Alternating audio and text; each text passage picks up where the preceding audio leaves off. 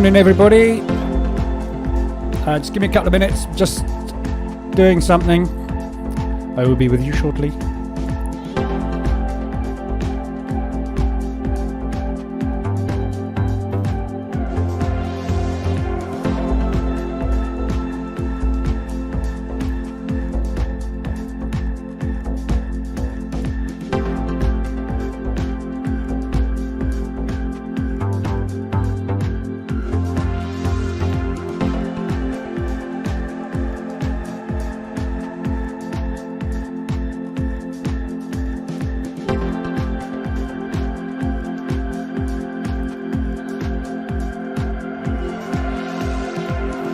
Right, sorry, one sec. Nearly there. I'm there. So I was just getting my other MT4 set up for the Dixie, and it was taking forever to boot up. So yeah, how's everybody doing? Everybody wide awake? Ready to go? Just get the VPS booted up. One sec. We're just waiting for people to trickle in.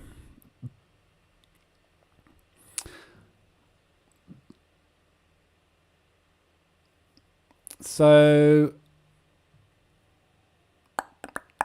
where are we? Just seeing if anything closed out yesterday or today that we haven't looked at yet. I think we're all up to date. Morning, Rahat. Yeah, nothing closed out today. Haven't got a lot on at the minute, really. I've got Euro US dollar short.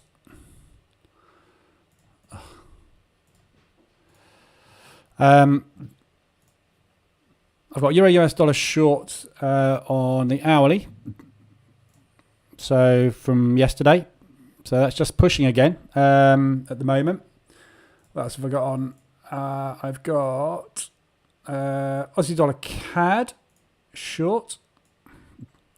That's based off the 4 hour. Just got into that one this morning. Aussie dollar CAD, lovely rejection wicks up there at the 24. So just got in a short on the Aussie CAD. US dollar Swiss, I've got a long on. Again, I think that was 4 hour based. Yeah, this is the trend pullback strategy. So when I got in, we were above the 72. And I've got an Aussie yen. So I have got some yen on now. Got an Aussie yen short on. That's in profit at the moment. That's again trend pullback. So we've pulled back above the 60 level. Put a reversal alert in below the 24 and 72 on the M15. So I've just got in there. Literally just got in that one. And I've also got Euro New Zealand short. Based on H4M15, I think.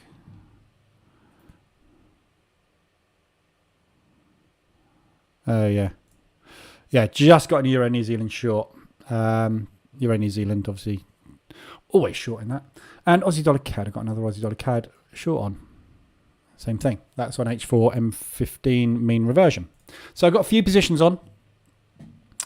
At the moment, that's all I got. Nothing closed out though, profit-wise today. So let's have a look at where we are with news today. So for news-wise today, we have big day. We've had low speaking overnight for the Australian dollar. Not a lot happened there, really. Just a bit there. So nothing exciting happened off the back of that. We'll have a look at the Aussies quickly. So obviously low was speaking overnight during the Asian session, and obviously as you can see, nothing much happened at all. This afternoon, Canadian dollar GDP at 130. So that's going to be sorry, that's Wednesday we are, aren't we? Let's go to Wednesday. All day OPEC, which is going to affect the CAD, oil-based stuff. US dollar non-farm employment change at 115. So that's pre-market open. So just be aware of that one. That's potentially going to be a big mover today. We got crude later, and then we got Macklem from the CAD speaking at 8 p.m. this evening, which will be based off the back of actually, CAD was yesterday, wasn't it? Yeah, so that'll be based off the back of CAD GDP. So just basically a statement on whatever they're thinking of doing going forwards. So big news day basically for the employment change. So that's the main thing we've got to worry about this afternoon, 1:15. We've had the Dixie pushing down further. So Dixie is still going. We've got back down to that support, which we were looking for a hold at, which bounced very nicely, and we just cracked through that this morning. So looking at other levels, we've got the 24 holding up, we've got that level there, and then we've got this level down here, which is potentially a fairly decent level as well. So we've got a few levels towards ADR that we could look at for US dollar. So if they're going to pull it back down further today, ahead of the news, we'll get the break to the high off the news, I would expect. So yeah, really nice pullback going on at the moment on the Dixie. So anything US dollar based is going to start getting very, very extended. So lovely long opportunities there. So news-wise, obviously, that's really all we've got today. And then tomorrow, it's all about the pound and the euro. We got the bank rates for the pound and the euro all being released with the ECB press conference. So from 12 o'clock until 2 o'clock, the whole thing's going to be an absolute volatile mess for the euro and pound. So that'd be very exciting tomorrow. And then obviously non-farm payroll on Friday. Earnings, we had Google yesterday. We had PayPal. We had Starbucks. See what's going on with Google this morning. Google going up, or Google A going up, Google C going up. So good. So we should get some positive move on the open on the Nasdaq, hopefully this afternoon. Pre-market, we've got ABBV, and we've got Facebook and Spotify and Qualcomm. Yeah, so quite big ones. So yeah, obviously Facebook is massive, but yeah, Qualcomm and Spotify as well after market. So again, more potential decent movement tomorrow. So yeah, good news announcements today across the board. So hopefully we'll see some really good movement in the market today. Certainly started off fairly well. So right, ADRs, nothing hit so far, but we have got some weeklies. So Aussie dollar CAD has hit its weekly range. So we're up at these highs. We've just swept these levels here. So we've got these highs here, which we've just taken out, these two, both. So real nice accumulation at those highs. So anybody that's entered short here or here, they have just had their liquidity run. We've got a couple of other levels up here.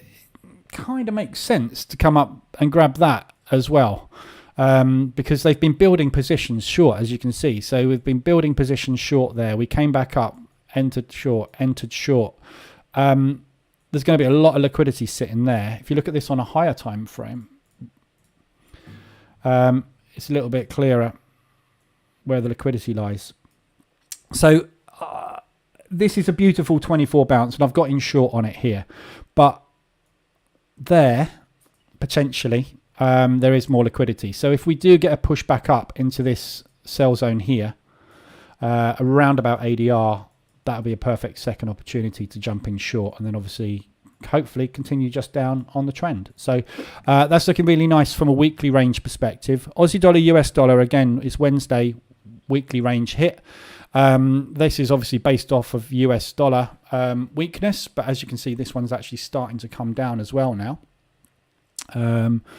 So yeah, pretty good move obviously started on the Aussie US, but that is extended on the weekly as well. So short opportunities running there. Euro US dollar we know about, massive extension based off of the US dollar weakness. Again, lovely little short. And the US dollar Swiss way down. So good weeklies already hit on a Wednesday, which is nice. So anything that hits on a Tuesday or a Wednesday on the weekly ranges, you'll typically find weekly ranges, we don't often get above 150. sometimes we do. If we've got some weird squeeze going on or there's been a big fundamental announcement, we do get extensions beyond 150, obviously. But most of the time, you'll see these weekly ranges hovering around about the 100, the 125, sometimes the 150. So when they hit Tuesday, Wednesday, you know that we've had a couple of good ADR pushes in and we're likely to get a pullback started. So everybody that's traded short on this is going to want to get out of their positions to get profit in the bank. So yeah, very nice extensions there. Looking at the 4 hourlies, all we've got on at the moment is Aussie dollar CAD, which I've got into. So Aussie dollar CAD is obviously really nice from a setup perspective. At the 24 on the daily, we've got beautiful wicks to the upside. Yeah, so basically we've been buying. Sellers have stepped in, tried to crack it again, sellers stepped in, tried to crack it again, sellers stepped in. Now we're going bearish engulfing. So potentially this is looking like the turning point. So I've got into that one up there. As I said, we've got a little bit of room potentially to push up. So we may well come and hunt that liquidity up there, and we're going to run straight into sellers if we do get up there. So this looks like a lovely spot for a drop. Obviously there's a big old target down there as well. So yeah, Aussie dollar CAD looking good. Lovely extension on the 4 hour. Apart from that, nothing. We've got nothing else extended. Aussie dollar New Zealand dollar has been extended on the 4 hour.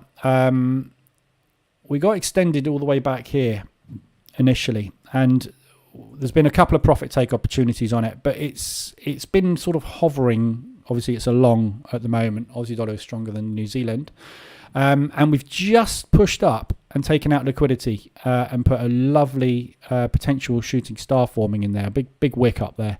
So again, Aussie dollar looking like it all wants to come down at the moment. Aussie New Zealand almost got extended. Aussie US almost extended. We've got lots of stuff that's almost extended. So keep your eyes on the dashboard today, because it's not going to take much of a push to get these guys over the line and get some alerts in on these. So we'll obviously have a look at these again this afternoon and see where we've got to during the London session. But there's a few things getting there at the moment, which is good.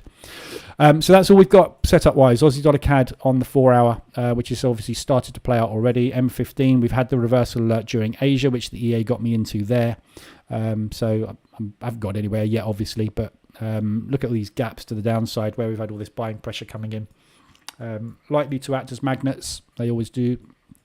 Whether they hold or not, we don't know, but lots of downside opportunities on that one. On the hourly, same thing on the Aussie CAD, obviously. It's extended on the 4 hourly. It's just got extended and embedded on the hourly because we've gone into an accumulation. Obviously, accumulation is the forerunner for an explosive move. So we're accumulating and we're going to pop. Likelihood is based on the 4 hour, the weekly range extensions, etc., that we're going to pop to the downside. So just be aware of this level here. 92.50 is potential support. Other than that, we're looking to come down to ADR. So plenty of room to the downside on the Aussie CAD. Aussie US is extended on the hourly. Just got a reversal alert. This is just about to trigger a retest alert in 15 minutes, assuming we stay bearish on this candle. Again, accumulating very nicely. US dollar at the moment. Let's see what we're doing at the open for London. So we're opening a little bit bullish at the moment. So good sign. If we get a nice bull run today during London, obviously everything is going to come down. Obviously Aussie will come down against the US dollar. So it's all key really with the US dollar today. Because we've got the news this afternoon at 1:15 for the unemployment, there is a chance that we may go into an accumulation during the London session, especially with the US dollar pairs. The other pairs obviously can move and be manipulated on their own, but with the US dollar pairs, we may well just go into a bit of an accumulation ahead of the news while they're waiting for the news announcement, and then hopefully we'll power up. So I'm hoping that we get some positive figures off of the US dollar, because that won't just give them an opportunity to pump the US dollar. It will obviously be fundamentally good for the US dollar as well, which will give us a nice push down. So that's what I'm hoping for this afternoon, some good positive figures, and that obviously being ahead of non-farm payroll will quite often push non-farm payroll in the same direction. So a lot of the time when we get Non-farm employment change being positive, you find non-farm payroll is also positive, and that is obviously that's the big mover, non-farm payroll on Friday. So yeah, coming down nicely. Aussie US nicely extended. Hourly, you've had a reversal alert. M15, you've had a reversal alert. It retested straight afterwards, but this is a much nicer retest here. Big nice pullback into that zone and a retest. So looking good. So that's Aussie US. Pound US. So I'm just monitoring the DAX on my other monitor. We're just approaching a low on the DAX from the opening range. I just want to see if it cracks it. Pound US dollar. Very nicely extended on the hourly. We're just popping up into this accumulation at the minute. So we had an accumulation in London, New York and Asia. So a nice big one there where they've accumulated orders. And then as soon as they'd accumulated, they dropped hard and then defended, added and dropped. So we're coming up into a nice area of selling pressure here on the pound US dollar. Obviously, this is US dollar strength starting to come through in London, which has given us this nice shooting star. Look for a 3-bar reversal alert, drop back down to here. So again, nice looking opportunity on pound US dollar. Let's look at what the other pounds are doing this morning. Yeah, good. Right. So pound is very, very strong this morning. Pound's opened up with a bit of a flurry.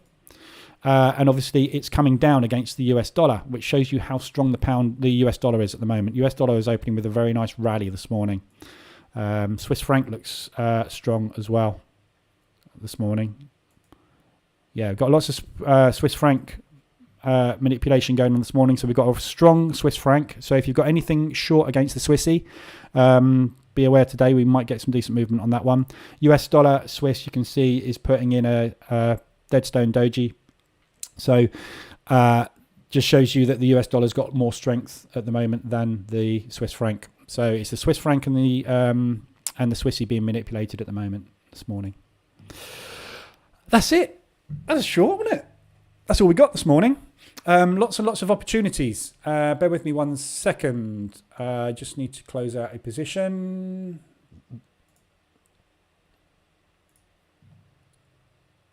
So it's got a real strong push going on the DAX and the Dow at the moment. I've got a couple of positions on. One of them has just hit my TP, which I actually moved forward because it looks strong. Just bear with me. Still going, still going, still going.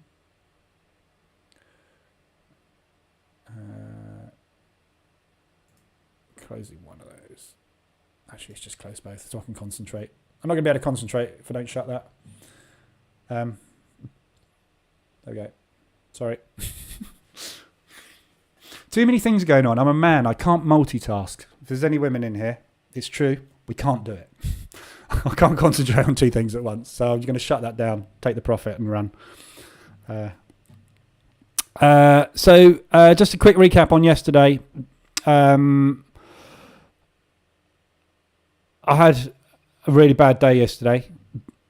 Sad face. I managed to pull it back. So obviously, yesterday, if you were here, I was trading Bitcoin. I decided to trade Bitcoin. I got bored, decided to trade Bitcoin. And they charged me $200 for the privilege of scalping Bitcoin for 1.5 minutes, 2 minutes. So I was in a massive deficit yesterday. I pulled it back on the DAX, on the Dow rally last night. So the Dow here, I had a pending order at the break here on M5 yesterday. Yeah, so we had this double top in London and New York. So I basically put a pending here yesterday at the end of day, because quite often you'll see at end of day New York we get a rally or we get a drop, one or the other. You tend to get a sell-off on the Dow and the DAX towards the end of the day quite often. So I was basically just taking a punt on an end of day rally, and it just popped. That 5-minute candle popped, and I had some decent size on it, so I held it and I got out around there. and then it kept going. So I had a bit of a lucky day yesterday. I wouldn't say it was anything involved with skill, but I was about $300 down until the rally, and then I just held the rally, got myself back above break even to walk away yesterday with a learn. It's always good to walk away with a learn, and I learnt yesterday that my broker charges a fortune in commission for Bitcoin. So not trading that anymore. But got myself out the hole. Managed to end up with 1.3% in the bank. Got percent bank this morning off of the opening range moves. So hopefully today's going to be better. I did lose $700 on my funded Apex account yesterday, though, with the NAS. Got stuck on the NAS yesterday. Just couldn't trade the NAS yesterday. Couldn't figure it out. Got the better of me yesterday. So this opening range, I started to buy into the opening range looking for a high. Obviously, we got the high. It's just, it didn't happen. And then I got chopped and chopped and chopped yesterday. So scrapped it. So I walked away with a loss yesterday. So hopefully we'll get it all back today. Aussie dollar pairs are treating me well today. Good. Yeah, Aussies are good this morning. Especially the Swissy. Swiss francs on a mission. Aussies, yens. Yen, we've got a load of yen strength coming through, guys. No, we haven't. We've got some yen strength coming through. That's Swiss and Aussie yen. Aussie yen, big drop on the Aussie yen. Yeah, this is more Aussie than anything else. What's New Zealand up to? Yeah, we got Australasian pairs are weak. Fairly weak at the moment, so good. But this is what we wait for. So we sit here for ages and ages and ages waiting for setups, and then those setups get triggered, and then we wait for the manipulation of the market, and that can take as long as it takes. We never know how long it's going to be. It just takes as long as it takes to be manipulated. So you just have to wait, and you sit there in accumulation, like everybody else. We all sit there like this, waiting for the market to either decide to do that or that. If they do that, brilliant, we make money straight away. If we do that, we get into another position and wait for them to do that. So there's a lot of waiting around. And you'll see that if you run the EA on multiple pairs, you'll be sitting there with accumulation on loads of positions for a long time. So this is the EA at the minute running. This is H1M5, nothing banked. We haven't had any movement, have we? We haven't had any alerts off of the dashboards. We're getting alerts now.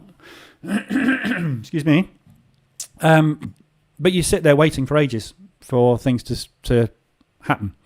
So nothing happening on H4M5 at the minute. M15, but there will be because we've got some extensions starting at the moment. Trend pullbacks. Got one position on these, just sitting there waiting. 149 banked on that one yesterday. 150 on that one. We got two positions on that. But we could sit here for 3-4 days waiting for them to move the market. If they decide to just, as we know, stick within an ADR, which they do 60% of the time. If they stick within an ADR, we're not going to do anything. It's when we get the ADR pushes, when we get the manipulation, the news. News is what moves the market. Without the news, we don't get the manipulation. So we sit there and we wait. And you have to be patient. Hardest bit about trading, which is why everybody jumps down and starts trading M5 as soon as they possibly can, because you've got way more opportunities on M5 to make money. So a lovely reversal alert and a retest there, which you could have dragged 11 whole pips out of. It's a lot of work for 11 pips, isn't it? So just be patient. It will come. I was waiting a few hours for those setups this morning, but it paid off well. Yeah, that's what you do. It's all sitting around waiting, watching paint dry. So that's all I've got for you this morning. There's not a lot else really happening. So I'm going to do a little bit of coding this morning. And I've got a new strategy under development for opening range breakouts, which I've been live forward testing. And I'm finding that the slippage at the open on the indices is unbelievable. I got slipped 15 points this morning. And I'm not sure if it's Robo or whether it's me. And unfortunately, when you're developing something, the only way you can find out if you get slippage is by live testing. Spread, I'm not getting any problems with whatsoever, but slippage at the open on the DAX and the Dow, I'm finding incredible. So I went long. I went short here this morning down here on an opening range break, and I was looking to get filled at these lows basically, and I got slipped down to kind of here, 5 points down. When you're scalping 10 points at the open, 5 point slippage is basically bankruptcy, because that should have been an 8 point profit, where actually I only got a 3 point profit. So I'm finding massive slippage, unfortunately, on Robo Forex. Now, considering they call themselves Robo Forex because they are the place to come and test EAs out, slippage is a big problem. So I'm just trying to... I don't know if anybody's got any recommendations on brokers that don't slip as much. I know it's difficult. I mean, the thing with slippage is to do with volume in the market. So the smaller brokers will have less volume from their retail traders. Therefore, you get more slippage. So I might have a go with IG and see if I can get IG a decent spread on IG, because they've got the largest volume of retail. So I'm finding it a bit of a problem. So I'm going to have to retest my EA. My EA I got fantastic results on. But I was using a 2-pip spread, and I think I need to retest the whole thing with something like a 7-pip spread to allow for slippage and see if I can generate alpha off of that. Because at the moment, the slippage is killing me, unfortunately. But I'll update you about that when I've got more on it. Shouldn't have got out, should I?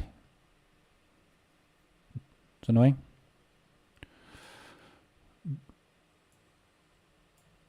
What did I? Oh, I can't.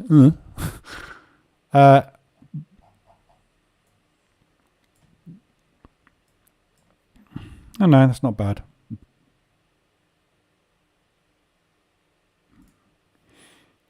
Got out.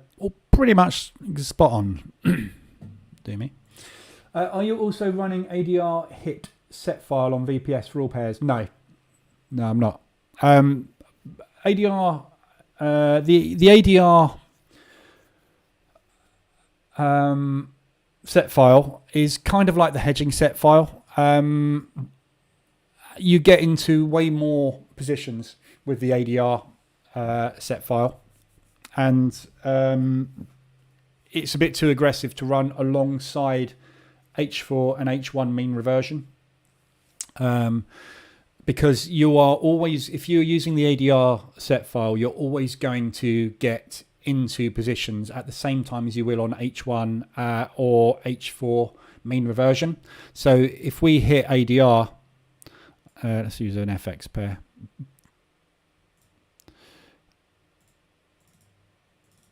So if we hit ADR, is there anything near ADR today? Let's see if we can find an example that's actually going to make some sense. I would imagine the Aussies were, but they're not. We've got nothing near ADR today, have we? Pound New Zealand's closest, I think. Let's try that. So, yeah, it's still miles away. So if we hit ADR today, yeah, we are going to be 99% of the time, I don't know what the stats are, I'm making that up, but vast majority of the time, let's see, here we go, here's an ADR hit. There's an ADR hit. So that is 186 pips on 124 ADR. We hit RSI. So the vast majority of the time, you are going to hit an RSI extension on the hourly. So I would much rather run H1 M5 mean reversion than ADR, but that's my personal choice.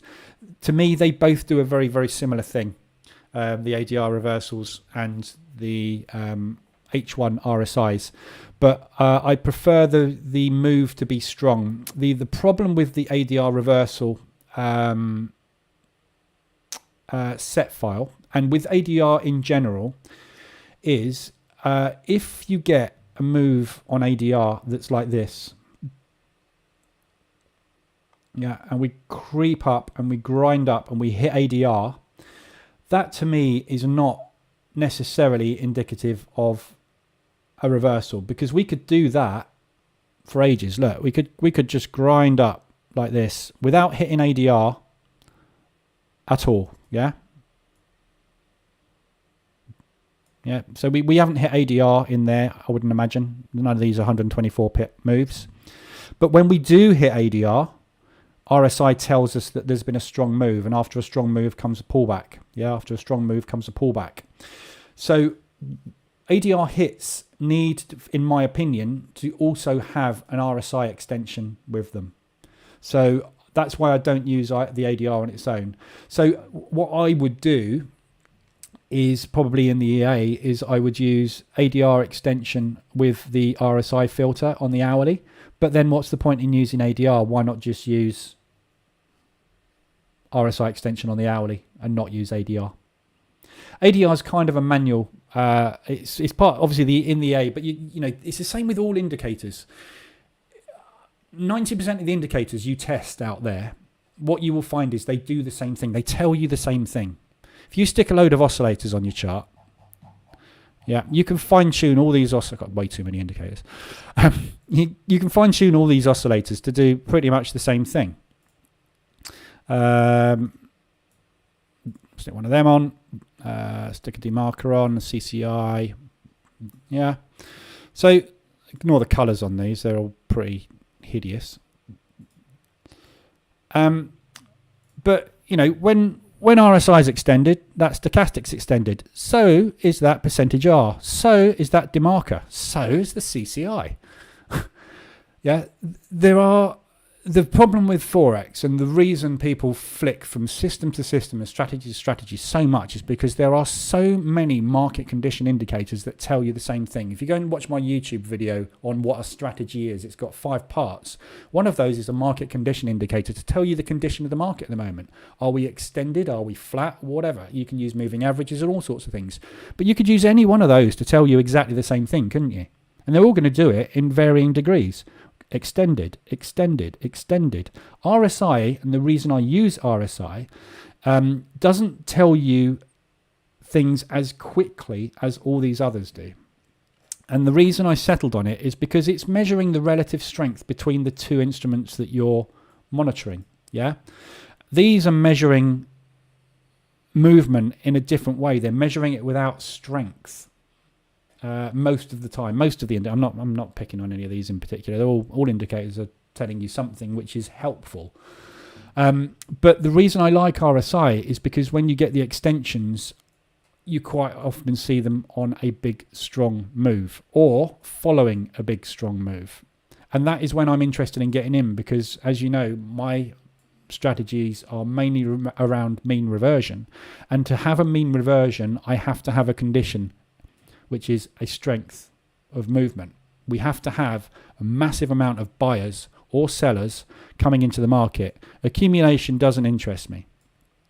Movement interests me, because when people are buying, they need to sell their positions. When I've seen them buying, I jump in on their sells when they sell and get out of the market. And a lot of these will tell me way too often, this is great. Stochastics is amazing for trading ranges. Brilliant. Trouble with ranges is, as soon as they break out into a trend, they don't work. You never know when they're going to break. So an accumulation could last a day, it could last a week, it could last a month. We've seen a massive accumulation in the Dixie, haven't we?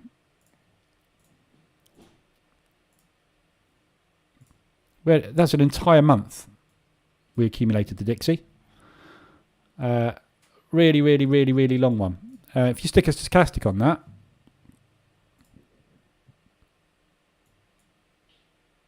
I'm just using standard stochastics.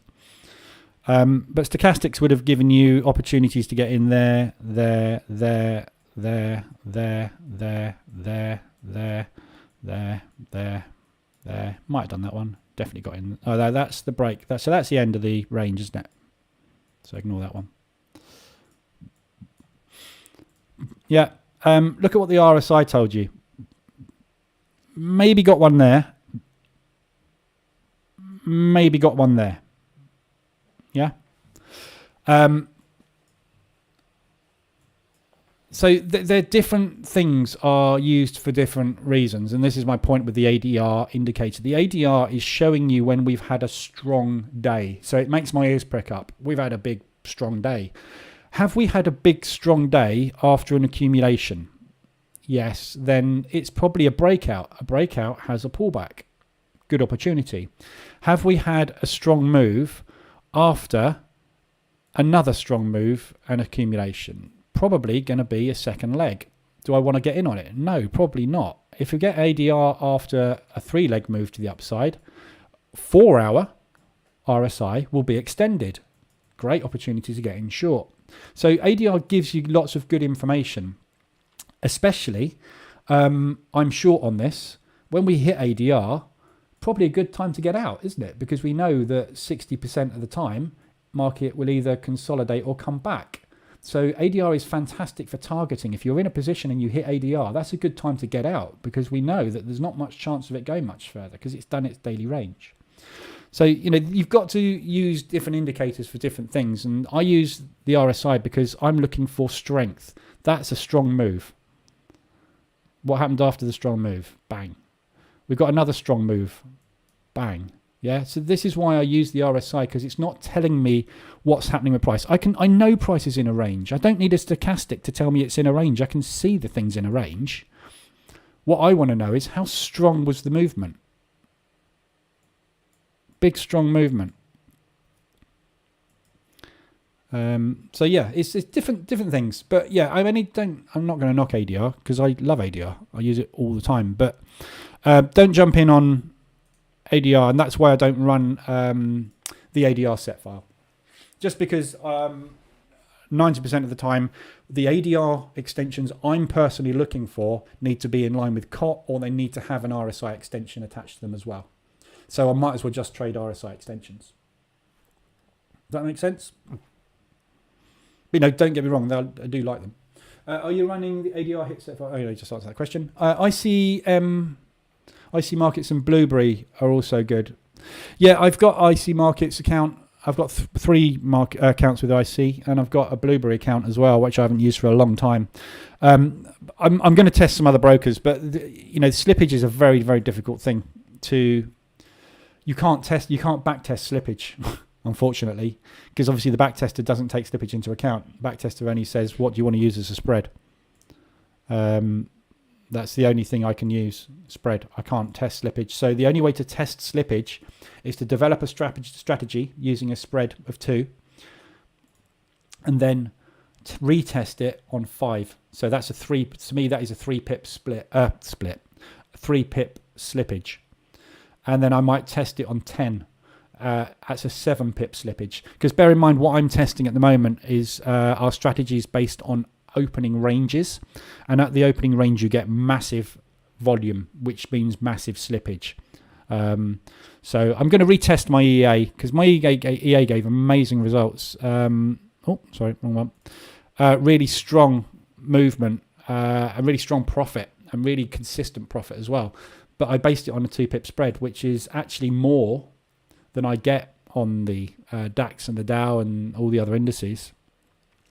But yeah, I'm finding live testing this week. The strategy is sound, but the slippage is not making money. The slippage is making a loss because I'm not hitting those TPs because I'm getting slipped into my entries further than I should be. So I will investigate that.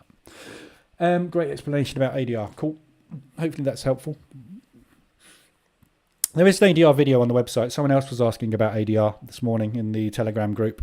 So if you're in here, hopefully that answers more. I will put this. I'll put a link to the replay in the Telegram group as well today, just so that you can get that bit about ADR. Any easy and fast ways to attach the EA to 28 pairs? No.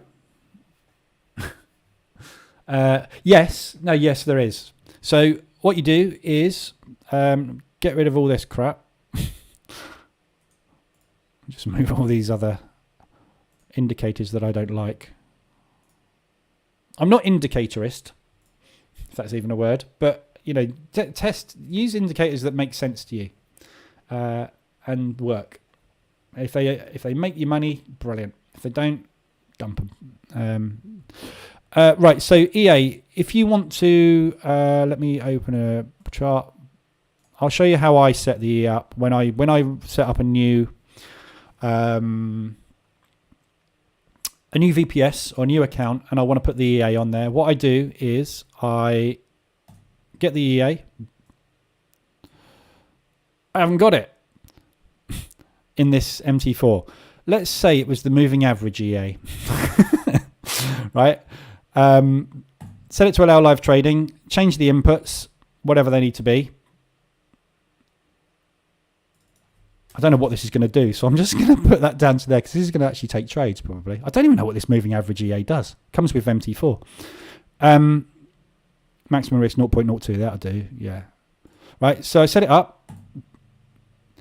And as you can see, it goes immediately to a sad face. So best way to do it is, I find, turn allow live trading off. Turn that on, yeah. And now what you can do is, because allow live trading is turned off, yeah, in common, this is whatever EA you're using, you get that sad face, which means it's not going to work, right? So you okay that, save this as a template called my EA or whatever you want to be. Actually, what I do is I save it as default. I'm not going to do this, but if you save it, the template as default, what will happen is every time you open a new chart, it will load the default template, and the default template will come pre-installed with your EA and any set files that you want in there. So all you have to do is every time you open a new chart, you literally open the EA, change the magic number to be unique, and then click that. Okay. Yeah. So you can just really open, and then whiz through and change the magic numbers. That's all you got to do. And then obviously set them to allow live trading. So that's the fastest way to do it. Save this as your default template. Or you could, you know, just go like that. Say that's my EA template. Did I save my EA template? No, I didn't. So yeah, so open a new chart. Say this is my EA template. Do that. And then just make the adjustments to the EA. That's the easiest way to do it. It takes literally 5 minutes to whiz through and change the magic numbers, and that's it, you're done. You're set up. But that's the easiest way to do it, I find. That's what I do.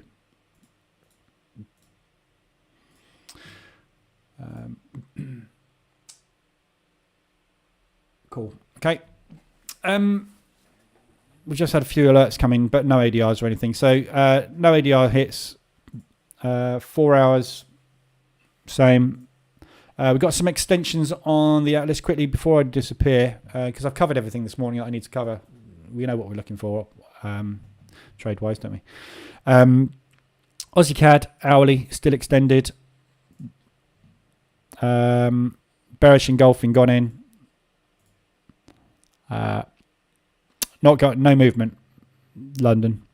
Aussie US has started to come down based on US dollar strength. We've had the reverse alert. There's your retest. We just got the retest on that one 15 minutes ago, so that's good. Euro US, we got further extension on the hourly now. We're up to 70, so a bit more extended. You see what I mean about the ADR here? That was an ADR hit. Just because it hit ADR coming out of an accumulation does not mean it's a short. That was a nice short because it's the euro against the US dollar. But then we had another move up. Don't think that was an ADR.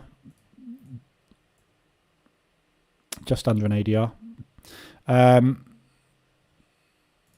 So you can see we got extended on the ADR. So I might as well get in on that. I'm getting in on M5 anyway. Whether I get in with an ADR reversal, I get in with an H1 M5 reversal, it's still getting in on M5. So it's the same trade, isn't it? This is my point. Second entry there, coming up for third entry there. So still extended, kept extended on the RSI. We've just hit extension again. So coming in for our third entry on Euro US dollar potentially. Nicely extended. Pound US dollar, same thing in reverse. Same thing because it's the Euro US dollar and Pound US dollar very, very similar. Lovely shooting star just gone in there. If we can get a down candle here, that's a 3-bar reversal. M5, you've just had a reversal alert, so we're just retesting at the minute. M15, you've still got a way to go. So there's a nice entry there on the Pound US dollar short and US dollar Swiss. There's your M5 entry there. Quite a big stop on that, but yeah, so nice entry there. Hourly extension just about, but we were extended, so your entry long on this one would have been yesterday anyway in London, and all we did in London was push up and accumulate back in. They've just taken out liquidity today. Stop hunt, reversal alert. Sky's your limit. Here is where I would look to 150 ADR. And we can do this today, no problem. We've got news today on the US dollar. This can do 150 ADR today, no problem. 115. Keep your eyes peeled. How many charts max can run on one MT4? 100. So you can run 100 charts on MT4. Obviously, the more charts you run, the more resources you will need. But I've got my this is my VPS. Here is running 1, 2, 3, 4, 5, 6, 7, 8 MT4s. This one is running 2 charts. This one is running 28. This one is running 11. This one's running 11. This one's running 11. This one is running 12. This one is running 50. This one is running 100. So this is a dedicated VPS. So this is a high power VPS. I'm not 100% sure what the specs on this VPS are.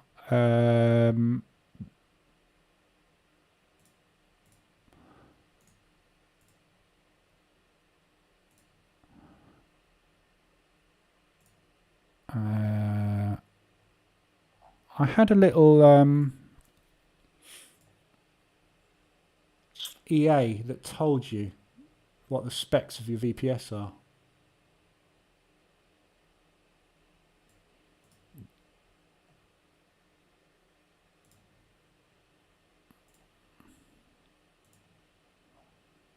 There we go.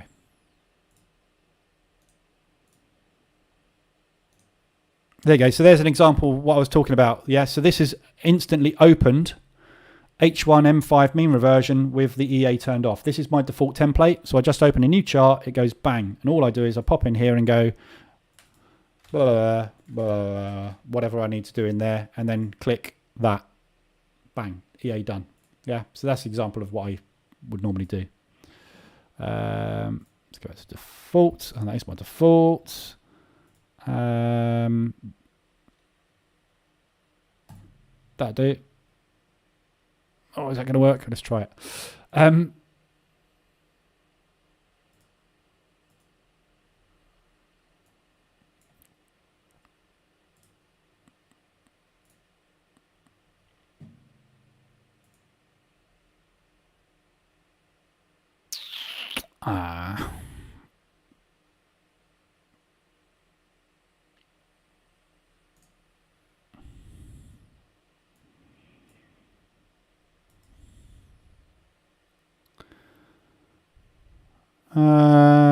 Why is that not giving me any data?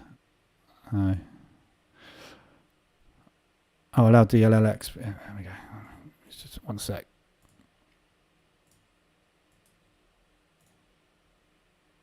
Okay, right. So this is my my VPS. So I have 16 gig RAM and 12 CPU cores. So this is quite a high spec VPS that I've got. running all of these MT4s. So 16 gig and 12 core. If you want to run one MT4 with 100 on it, or two MT4s with 100-ish on it, you probably get away with 8 gig and probably 6 cores. You want ideally 1 core per 2 MT4s and 2 gig of RAM per MT4, per 2 MT4s ideally. But that's my VPS anyway.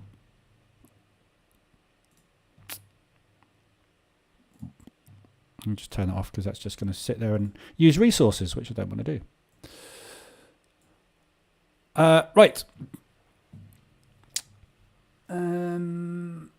Do you follow your results with MyFXbook or others? No, I don't. I do it in here. I could set up MyFXbooks, but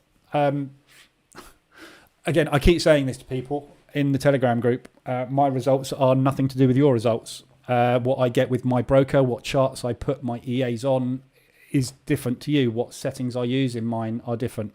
I can monitor, and there's a signal set up in MQL5 for H1M5, which has been running for over 3 months, and it's banked 28% profit or something. It's this one. There you go.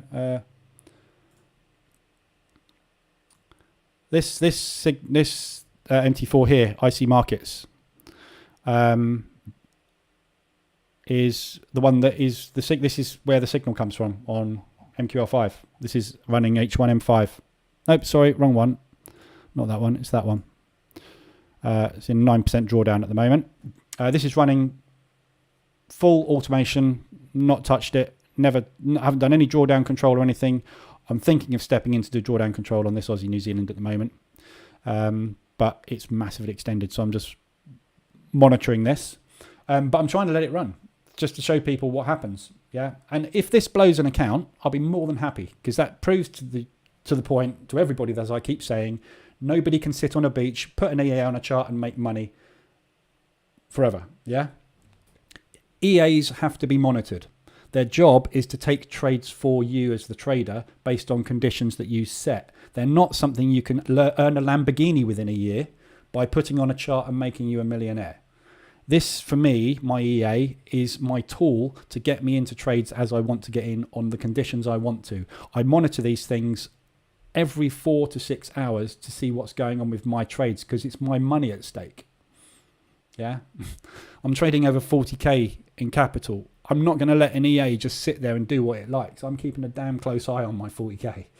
Yeah, so, but you know, everybody wants an EA that they don't ever have to touch or interfere with, and they want it to just do exactly what they want, which is nothing. They just don't want to become traders. Everybody's looking for this EA so that you don't have to trade.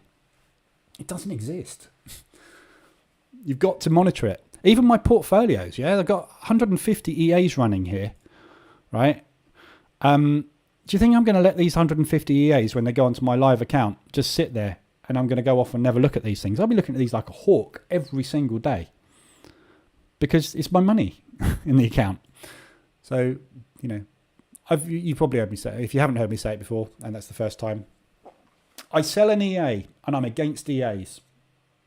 What does that tell you? But my EA is brilliant. It does exactly what I want to do, and it helps me as a trader get into my positions, and it makes me money. It takes my profit for me when I want it to, based on the conditions I set. But I tweak my EA. I go in there and I say, right, don't like the look of this one. I'm going to tweak the settings on it, because I need to adjust my strategy based on how my portfolio, my positions are doing. The EA can't know that, because it hasn't got my brain, and I can't give it my brain because I am the trader. It is a market execution tool. That is all. So that's why I don't run FX books and signals and stuff, because the EA's got approximately 1.5 million combinations of settings. So if you want me to set it up exactly as you would probably use it, that's fine. But why not go and do that in the back test yourself and give yourself the answer in about an hour? I know, it's just people can't be bothered to... I'm not saying this at anybody in particular in this group today. I'm just saying, in general, people want me to do all the work for them. They can't be bothered to do any testing. You're never going to make it, sorry. Got to put in the hours. Sorry, that was a waffle. I'll stop waffling now. Do you follow results on my... Good morning, Lee. My concern is how to set up the EA to take trades on a particular time frame. What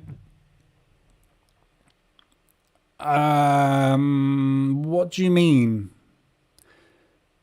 You pick the time. So if you're using my EA, you basically pick the time frame you want to trade, open a chart, and set it up for whatever you want it to do. So this is going to trade on, M5. Yeah, so this will execute trades on M5 based on whatever conditions you set. Yeah, is that what you're asking? I'm not quite sure what you're asking.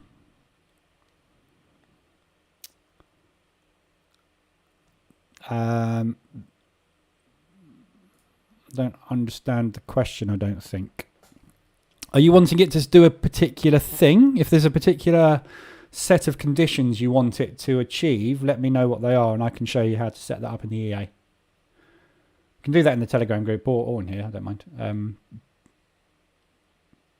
Are you going to do M5 scalp and teach today on Forex and Indie? What have I got on this morning? I'm not going to do any scalping this morning live, no. We've kind of missed it. 8 o'clock is market open in Frankfurt, and we've had an hour and a half, so I'm pretty sure the market will be slowing down now.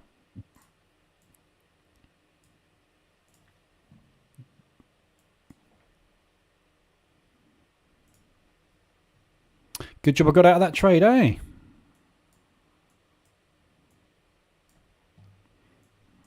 Sellers.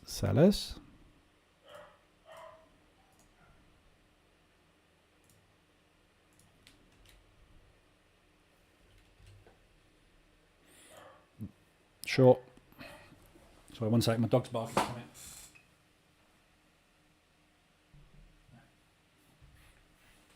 It's another dog. How dare dogs walk past our house? Our dog does not allow that. So yeah, just short in DAX at the moment. Just had a nice pullback into the initial move. Reversal alert there and retest.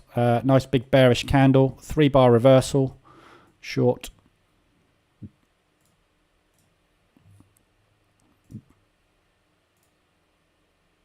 I haven't got my scalping set up here, so I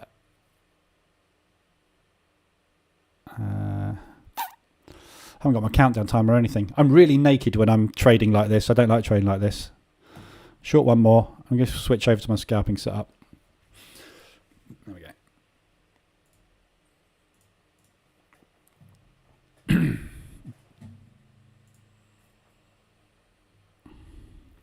I shouldn't be shorting this, should be long in it really, but we'll have a go, see what happens.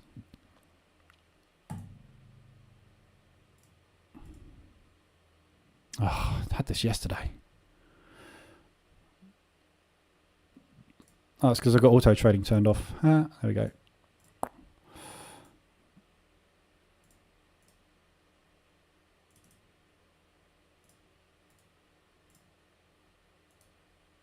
Why is the modify stop loss not working on this? I've got this little simple panel, basically, this simple order panel. And modify external trades not opened by the EA set to true. If I take a trade manually here with the EA open and hit the button, it will adjust everything. It seems there's a glitch in the EA, whereas if you open a trade on another chart or in another profile, as I was there, it for some reason it can't identify the trades. I think it has to be since you started the EA or something like that. So there's some kind of weird little glitchy thing. So I'll have to manage those manually, which is very slow. Can I use your indicator? Bakery Cabor. Yeah, that's right. Yeah. So what you were talking about with the EA setup, that's fine. I've covered that. Can I use your indicator market reversal alerts in my EA, for example, with Strategy Quant or EA Wizard? No, you can't use it in Strategy Quant or EA Wizard. Oh, I don't know what EA Wizard is. I don't know if you can in EA Wizard. You'll have to Google it. I don't know the answer to that one. Your EA has to be set on each time frame separately. Yes. All right. Sorry. So that was your question. Just installed it on the pair and it goes on all time frames. No. So the EA is run like this. The EA runs on this pair, this chart. What you're looking at here doesn't irrelevant. Nothing else. It will do nothing else but trade on this time frame using the signals it receives on this time frame on this pair. So if you want to trade 28 time frames, 28 pairs across 4 different time frames, yeah, you're going to need to open up 112 charts. Why on earth you would do that, I've no idea. But if that's what you wanted to do, go and watch the videos on YouTube. Decide what type of trader you are and pick a time frame. Don't try and trade multiple time frames. Yeah, stick to a couple of time frames. If you are like me and you can sit in front of your machine trading all day long, you can trade M1, M5. You can do what you like. If you've got a full-time job, you can't trade anything less than H4 because you can't look at the charts, can you? Every 4 hours you could pop in and have a look maybe, but could you realistically in your job open up your charts in front of your boss or whatever you do on your phone, which is not going to work, 12 times a day? If the answer is no, you can't trade hourly charts. You certainly can't trade M15, can you? The EA can do all of that for you automatically. So if you want to do that with the EA will allow you to trade full-time if you've got a full-time job. But you need to tell it what strategy you're going to trade. So for me, H4, M15, H1 and M5 are the best timeframes for multi-time frame analysis and trading. So pick one. Pick M5 or pick M15. Don't try and trade both because you will find a lot of the time you're going to get the same entry. Yeah.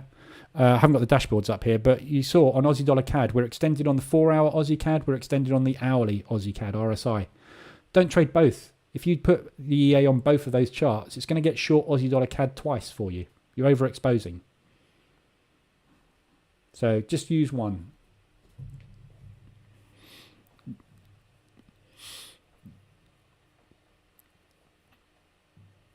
So we're just hitting an accumulation here. The reason I took that short earlier, you saw I took that short from up there, was that.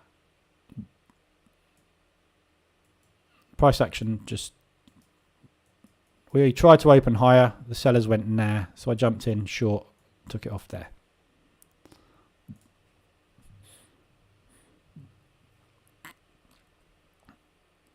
The reason I just got into this trade here was that 3-bar reversal. Entry there. We haven't broken the lows. We're just accumulating at the moment. But we're potentially forming a nice little head and shoulders. So if that neckline breaks, I'll add another one. And this time I will do it with the EA.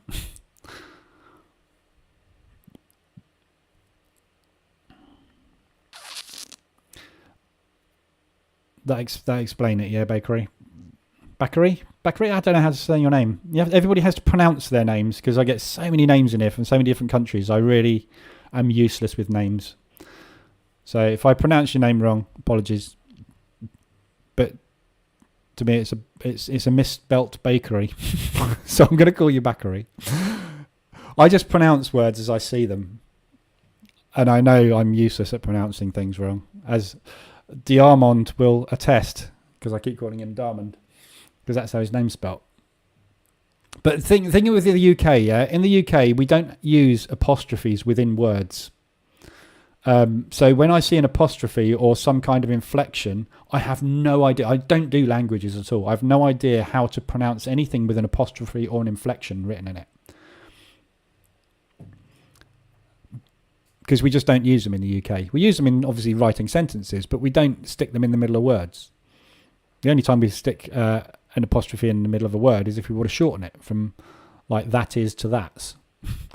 Yeah, sticking it in a name just doesn't happen. So that's why I keep getting it wrong. I'm not being rude. I just don't get it.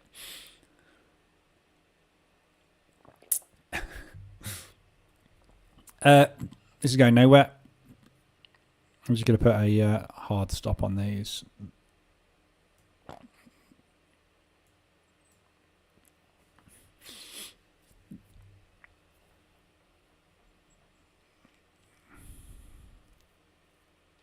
So this is along. So the reason I've got different charts open here, I'm trading M1 here again. I shouldn't trade M1 really. It's too quick, really.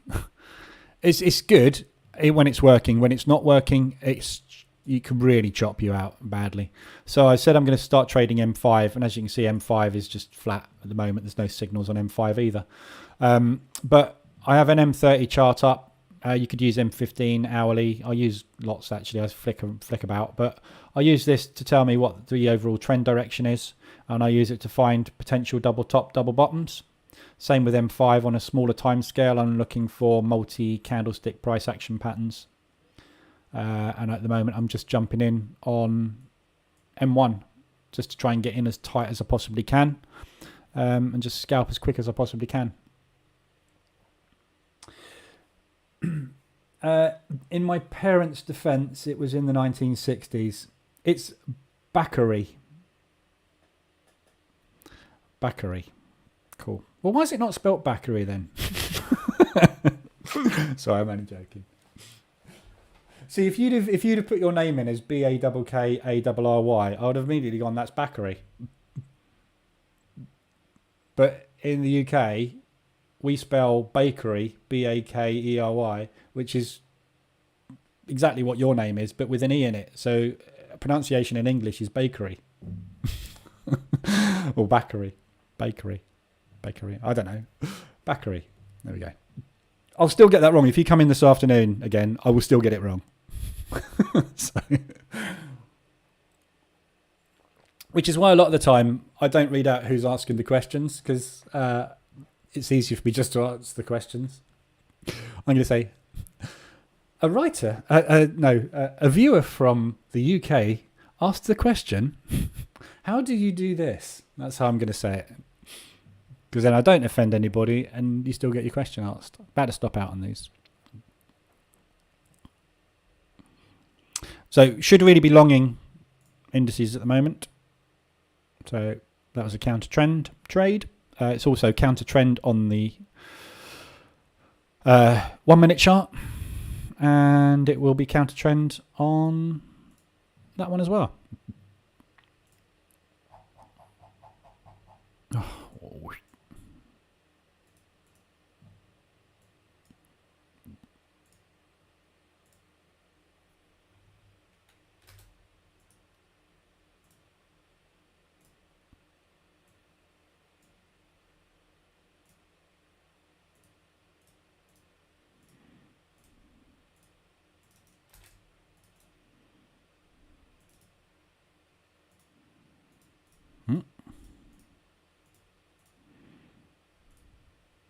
Right, shut that down now.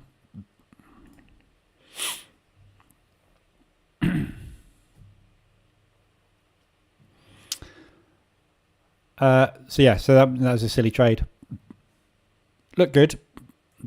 Nice sell area we're pulling up into, but it's counter trend. Should really be taking trades long. That's the other thing I was going to do as well.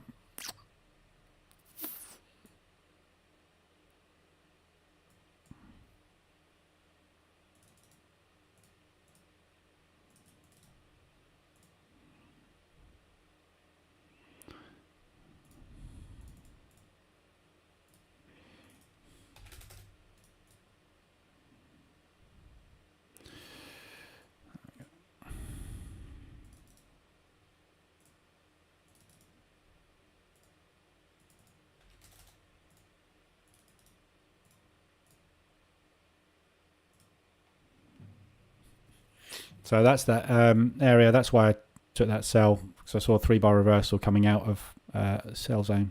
But counter trend.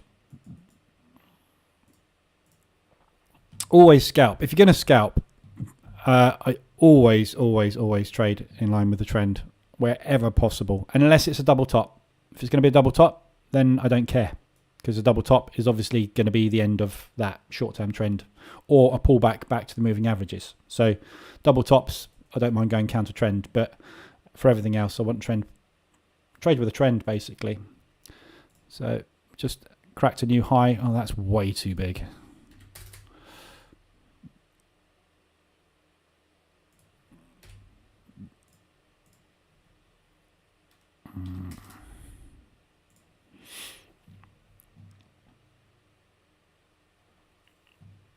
I'm just going to enter another position there. Not big enough lot size that. So just entering that. We've just broken this high in line with the trend. We just pulled back to the 20. So I'm looking for a nice 3, 4, 5 bar move back up to these highs. Take another position on that one. Whoa, why did that take 3?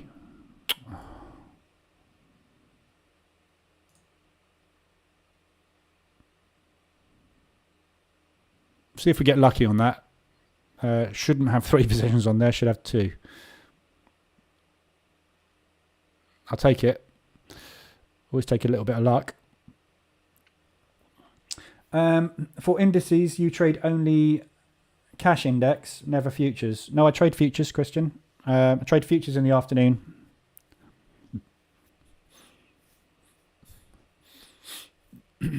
I do trade futures in the day as well, occasionally, but I've got an Apex. I've got a funded account with Apex. I'm just going to close one of those out just in case, because I've got too much leverage on that. So I've got an account with Apex, which I trade futures. But this is the same thing, really. So I'm in MT4, so I just might as well trade it. You get slightly different price levels with the cash rather than the futures, obviously. So that's the only difference. Price action is the same, though. But my futures account, I usually trade in the afternoons, go trade the NASDAQ. Slightly different strategy. I trade on futures, but I could trade the same strategy on here. But it all revolves around exactly the same thing, price action, which is just raw price action, basically.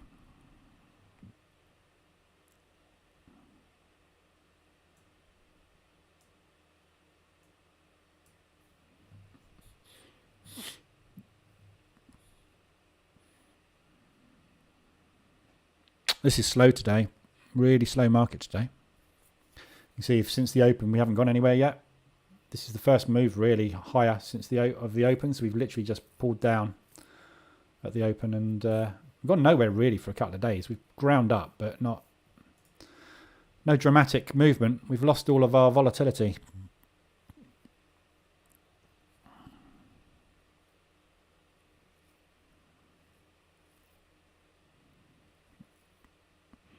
Okay, so that's that 5-minute candle, propulsion candle. So looking to get out of the highs probably.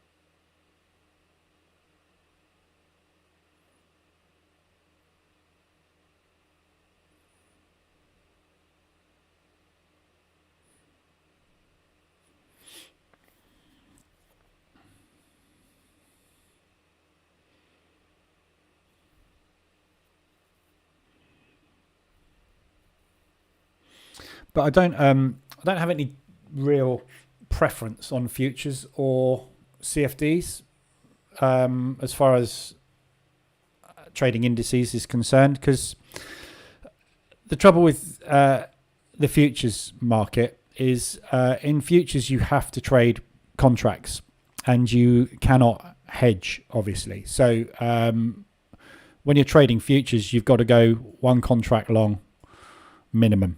and that contract has a price attached to it, whether it be a micro or a full contract, and you can only trade in increments of that. Whereas I prefer to trade in risk rather than in this. So the nice thing about futures is obviously there's no spread at all. But look at the spread I've got on this. There is no spread here either. So virtually no spread. I mean, there is, but it's so minute it doesn't even notice. But it allows me to trade with a risk-based approach rather than a contract-based approach.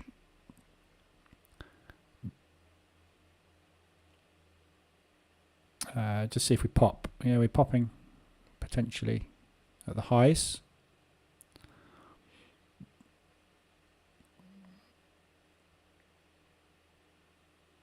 Let's see if we make some resistance up here, or no, or we're going to go. Looks like we're meeting resistance. I'm just looking for a pop. When we get to support resistance levels, you either hit resistance or you pop. You just go through and you're done, and that's it. It'll go off to the moon from here, which is one of the reasons I like looking at the 1 minute chart, because you can see that on a minute detail. I'm just getting ready to close out. Okay, we are potentially popping. There we go. We popped it. Good. Hold that for a bit longer. So that's really the difference. Futures, I don't have a problem with futures. It's just futures is more restrictive in position sizing. So I trade micro NASDAQ so that I can get into multiple lots and scale in. As I do here, I scale in with multiple positions and multiple lots.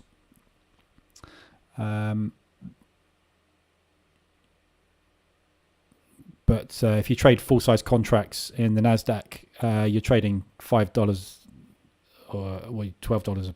It's $12 pip, isn't it? $12.50 a pip. And it's far too fast. It moves too quick.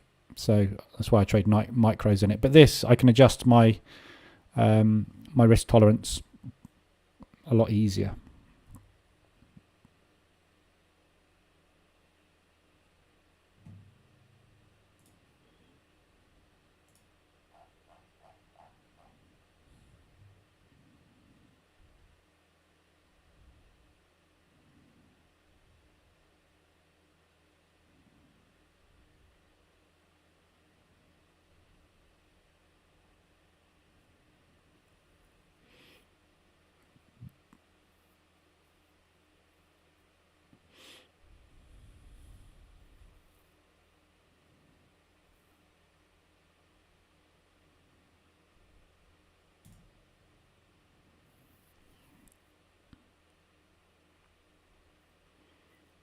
Nice push on that M5.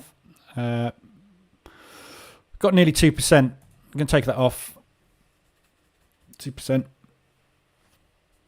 Wait for a pullback. If it continues to pop, but I'd rather not push it. It's a long way away from moving average now, so big extension.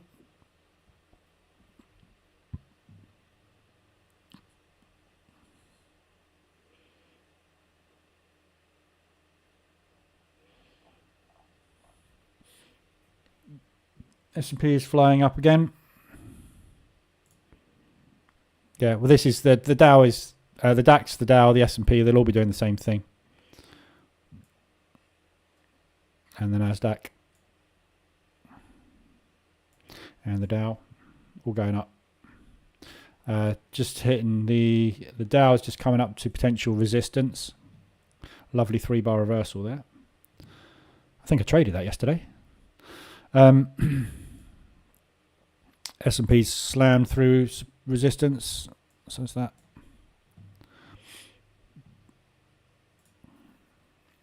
Can you explain your entry? What, that one there?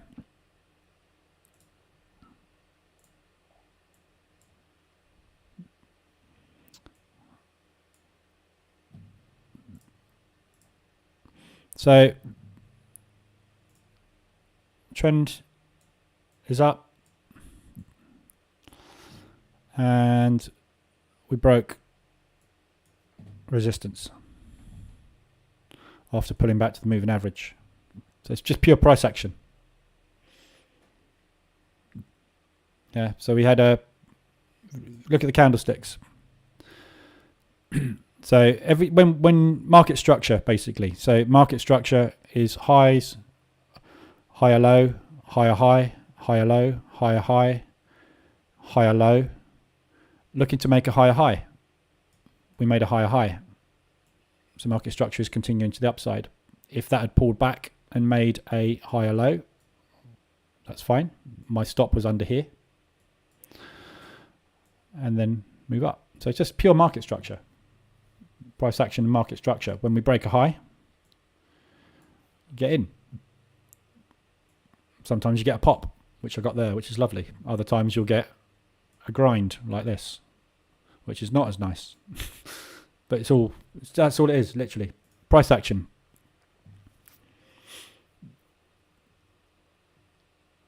So we've got a nice W. Reversal alert there. Market structure shift to the upside. I mean, I should really have the market structure reversal alert indicator on here because you'll be able to see market structure clearer. What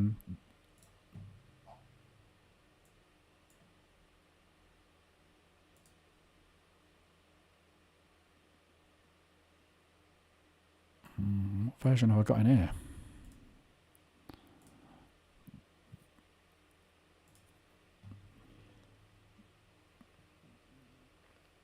So we're looking for it to pull back into support or potentially to that level.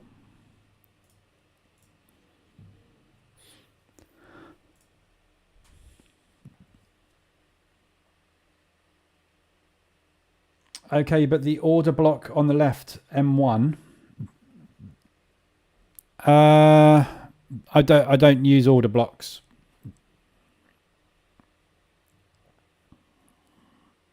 I use price action to scalp.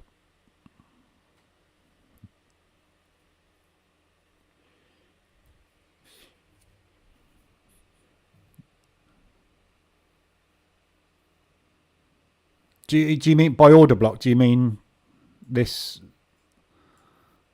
demand area? 15,700.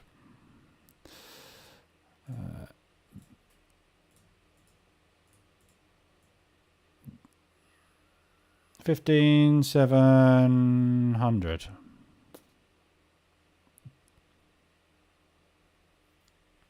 To 15,715.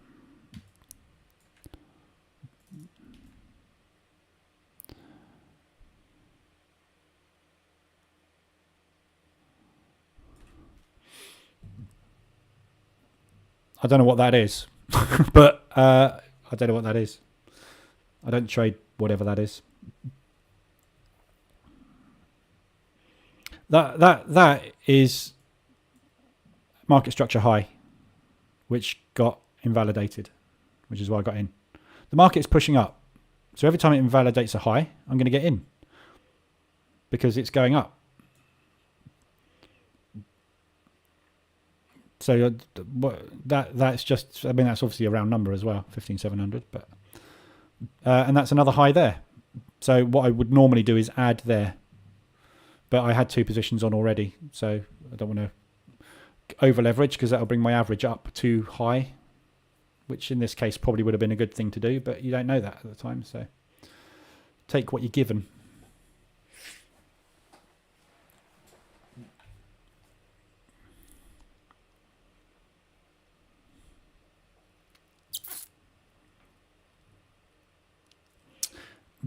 Christian, you have the same. I have not the same quotes.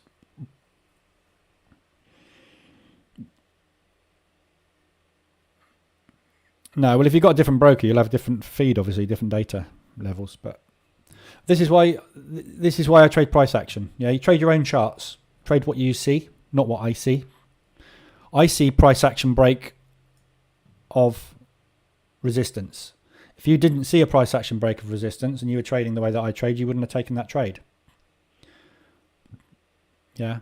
So different brokers have different quotes. And that's the other advantage of the futures market, obviously. The futures market is a centralized exchange, which is why a lot of people trade futures, because it's a centralized exchange. Everybody in the entire planet is seeing exactly the same price at exactly the same time from CME. I'm seeing what my broker has decided to give me. You're seeing what your broker's decided to give you, and everybody else is seeing what their brokers have decided to give them. But price action is the same. If price pushes in 1 minute up, it pushes in 1 minute up. Whether you have a price of that or that is irrelevant. Price action is that. So it doesn't matter, does it? If you trade price action at support and resistance, my resistance support is there and there. If price action breaks through it, it's going up. If price action breaks below it, it's going down. Unless it bounces the next candle, then it's a pullback. But levels are your broker. Your broker's probably got that, hasn't he? I mean, that's probably what you're seeing. But that's just support and resistance. That's not an order block. That's I don't know. I don't know what an order block is. Well, I do know what an order block is. I know what some people's definitions of order blocks are, but I don't trade them. So, IG Market CFD, yeah, IG Market. You're with the biggest broker in the world, so they've got the largest retail client base in the world. So yes, you will have different prices to me, but not much. You know, it's all going in the same direction. If I open my CFD account, if I open my futures account now.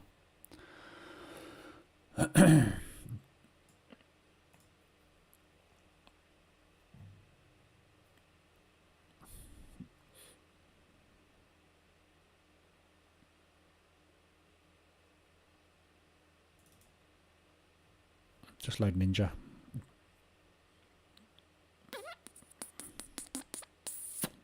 Why is my Apex not logged in?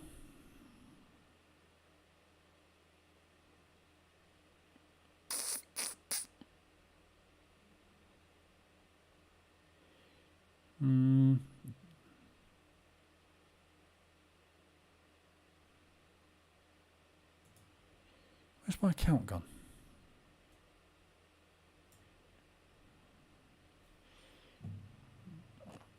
I'm getting data feeds, so it's just... so look at the ES. We're at 45.74. 45.73.75 on the ES. 45.80.9. Yeah. So that's being reported at 45.73.50 roughly, which is 73.50 there. Yeah. So that's what the futures market is actually trading at. This is what the cash CFD is actually trading at. But look at price action. 1, 2, 3, 4 candles with a doji. 1, 2, 3, 4 candles with a doji. Yeah. Price action is the same on all markets, irrelevant of the level of price. The movement of price will be plotted correctly. Whether it quotes a different quote is not that important. The price action is the same. That high there was 45.68.25. My high was 45.75.50, but it's the same thing. It's the same high from a price action perspective. It's just my broker's giving me a different quote. So, yeah, so it just doesn't matter. Don't need to worry about... This is what I mean, how you trade it and who you trade it with and what you trade it. It's not that relevant. If you're trading price action, doesn't make a lot of difference, does it?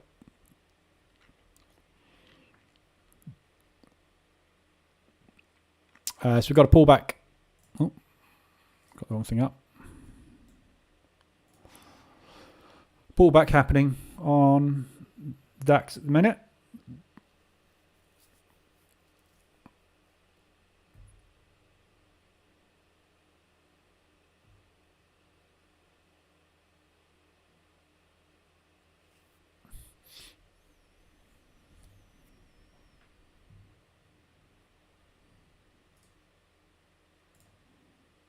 I'm just going to take the MRA indicator off because it's confusing me trading this way. I don't trade 1 minute with it.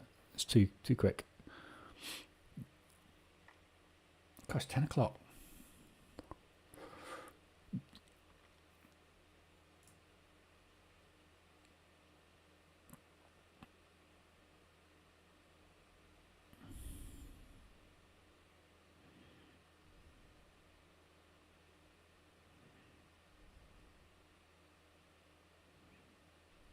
Just waiting to see if we get bounce back out of this support. If not, we're probably going to head down to 57.101. Well, that's that level, isn't it, again? So down to here. 50. See if we get support at the 50.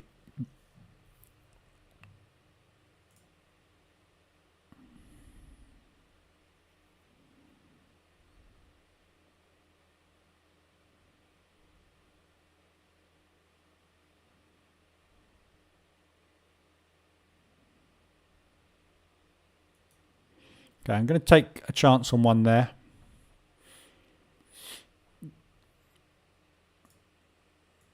Got sellers, buyers stepping in here. Nice wicks. Tweezer bottoms basically is the reason for that trade. Price action, tweezer bottoms.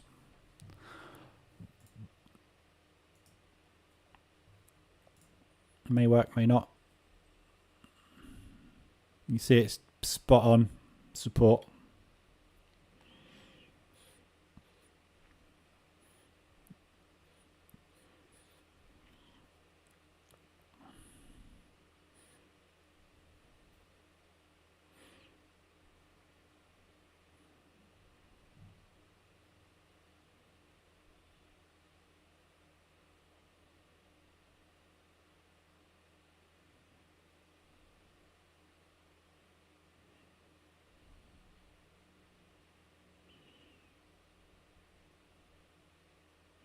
Got 40 seconds left on this candle. Looks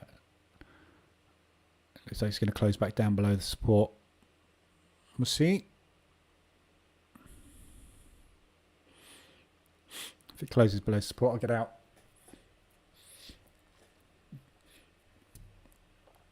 If it closes on support, I'll give it another go.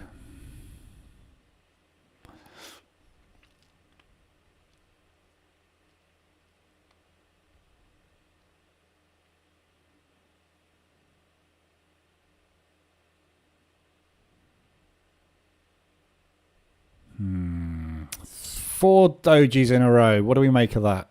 Indecision. Is it indecision accumulation long or accumulation short? I'll give it one more 1 minute candle because it is not, it's undecided, isn't it? I feel short, but I'll give it the benefit of the doubt back down to the bottom of this zone.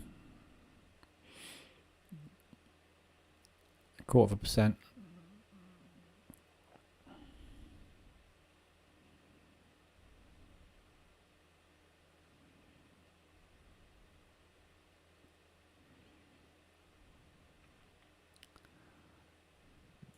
No, closing it. Very tough week this week. Look, in the percents, I'm used to the big percents. Don't like these little percents. I haven't had a big percent day this week yet. On Wednesday. It's not fun. Okay, pull back down to the 50. See if you find support there. 20 and the 50 are really good scalping moving averages. Well respected because there's a lot of retailers trading them as well. It's popped straight back down into the 15,700 support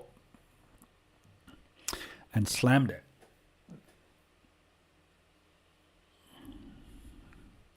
Supporting now on the 20 on the 5 minute.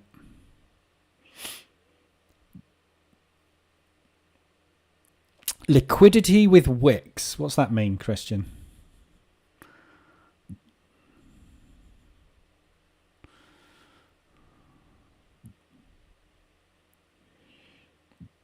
Liquidity with wicks. Oh, you mean what? Accumulation?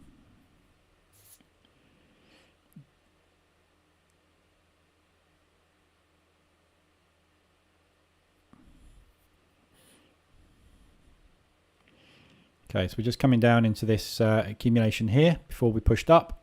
So on the M5, we're in this buy zone. So on M5, market accumulated long orders, executed the long orders there. So if they want to hold the market, this is where the buyers will step in, push back out. That is if assuming they want to hold market structure long, which is the current uptrend.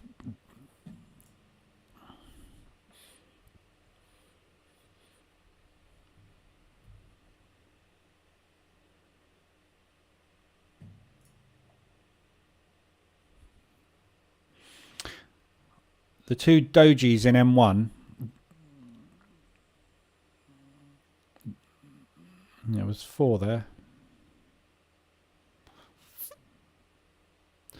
Indecision, just dojis, just indecision. Doesn't mean long, doesn't mean short. It means we don't know where we're going yet. Accumulating positions for the next leg. Bakary has asked a question. Does the trade manager work just on your EA, or can he manage display info from other EA or any manual? So this, my trade manager dashboard, yeah, it works on it. Just this trade manager dashboard is fed from your P&L, so it gives you feeds all the information on P&L. Yeah, so this is just fed from here, from the account history, and from trade. So this is fed from here. This is fed from account history. So it's nothing to do with anything to do with my indicators or anything. This works on all. Works on MT4, so or MT5, whichever version you buy. It's the same. But yeah, it monitors your trades. So trade manager dashboard will alert you when you hit targets, etc., etc. Does whatever you want, but yeah, it literally just monitors your trades. Deep pullback into accumulation.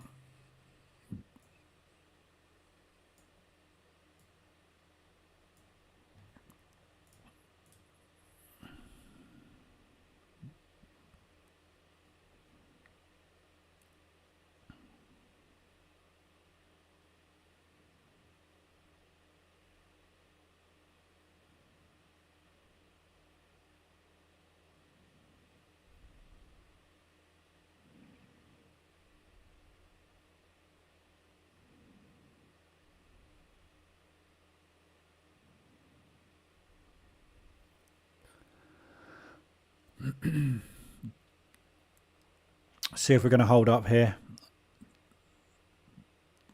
or whether this is going to start a new structure to the downside.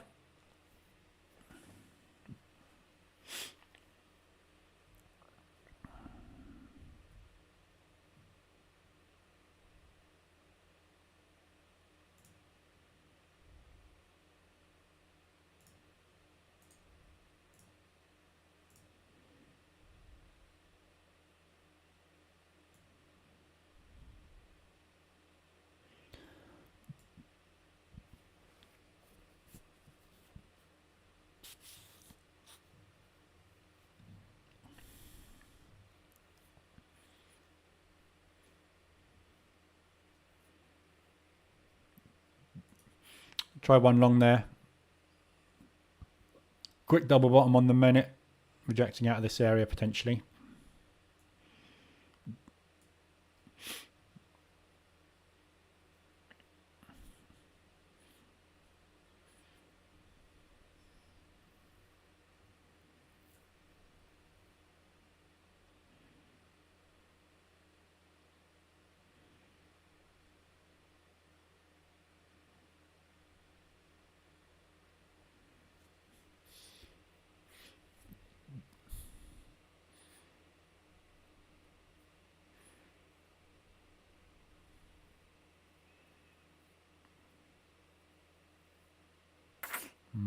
I was going to add another one in there, but we didn't quite manage to get that high. So this might come back down again. I want to see the, if we break the high again, I'll add another.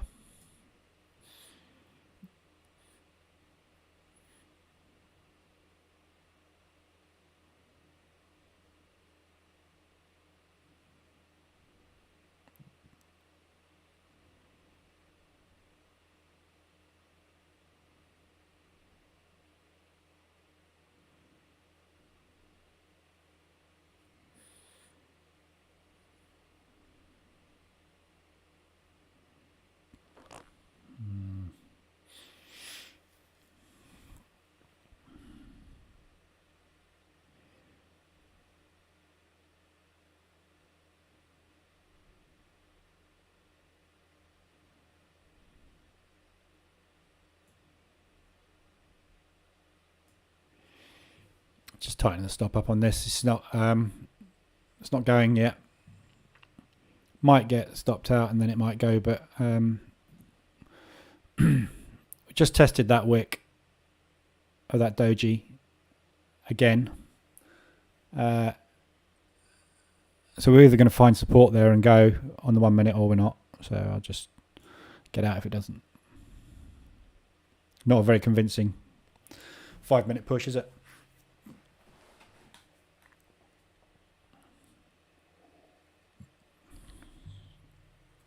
Hello, do you have a good scalping strategy for RSI with market reversal indicators? Depends, Mohammed, what time frame you're scalping on. I don't. No, not with RSI and market reversal indicator. No. I mean, it's the same same as anything.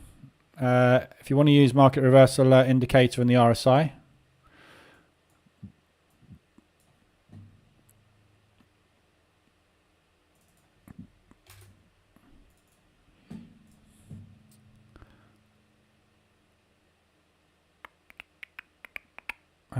oscillators, where are we?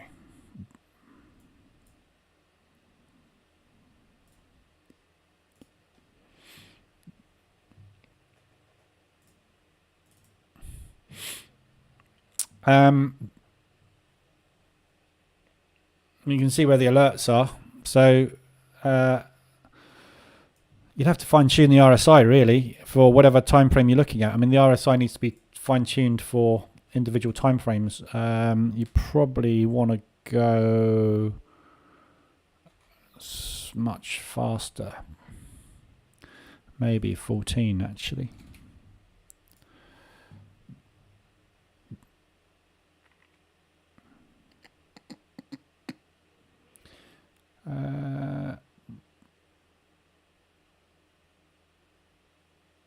Yeah, I mean, I don't know. I've never really tried, but I mean, it's the same as anything. Use a higher time frame, typically RSI, and lower time frame entries. So maybe wait for M5 RSI extensions and then get in on M1 on a reversal alert. You see the reversal alerts, obviously. Accumulation, you're just going to get alert after alert. You know, like anything, any indicator, nothing much works in flat conditions. But when you've got movement, market reversal alert indicator would have alerted you short there, would have alerted you long there. As you saw, it just alerted you short there. And you can use RSI for confirmation. But you'd have to fine tune the level. Back test it.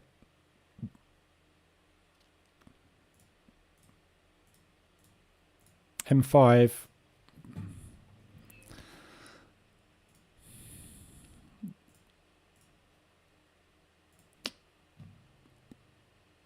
Yeah, I mean, it's difficult. I mean, RSI extended there. You would have had a reversal alert there probably, which would have been invalidated. You got one there. I can't see, but you probably would have had one there. I mean, you just go and back test it. Best thing to do is to stick it in the strategy tester. So stick an RSI on your chart, stick the market reversal alert indicator on your chart, save the template as tester, and then go in the strategy tester and run it. and just make note of when you would have got short and would have got long and what conditions you're looking for, and build a strategy. That's all I can say. I don't actually use a strategy myself with the market reverse alert indicator for scalping. I use price action because that's how I've been trained over the years to trade price action. So that's what I do, but I'm sure you can develop a strategy, definitely. It doesn't take long to develop a strategy. Obviously, the market reverse alerts indicator, you'd probably want it on aggressive mode, so it's alerting more often because you're going to need to scalp. Just going to take it along here. Stop at the bottom of that accumulation.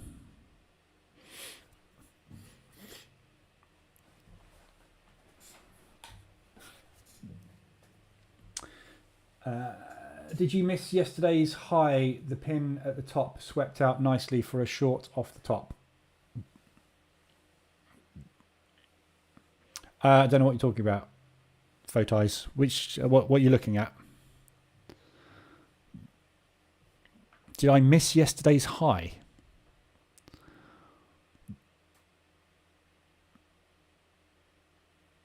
Are you talking about the DAX? Yesterday's high was there. We've been accumulating around the high all morning so far. And we've pushed above it long.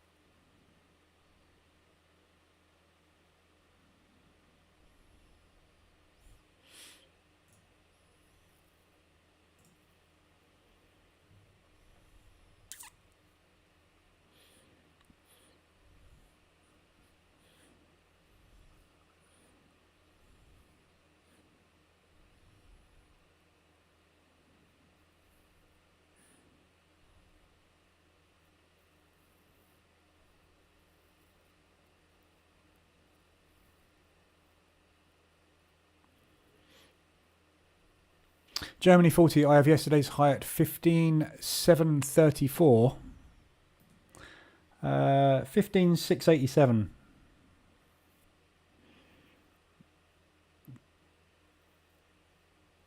That's the cash anyway.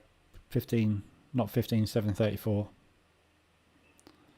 15,734 is high of today. Around about the high of today is only 15,737. 15,733. No, it's not my high of the day. High of the day yesterday was there. This candle.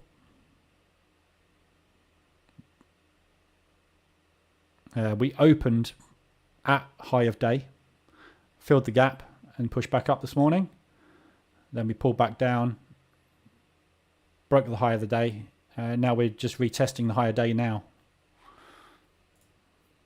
But like I say, your broker might be different. I don't know what you're looking at. I'm looking at the cash CFD supplied by Forex. Support and resistances are the same.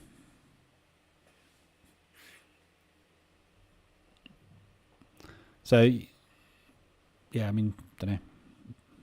It's always going to be a bit different. Like I always say, you trade your charts.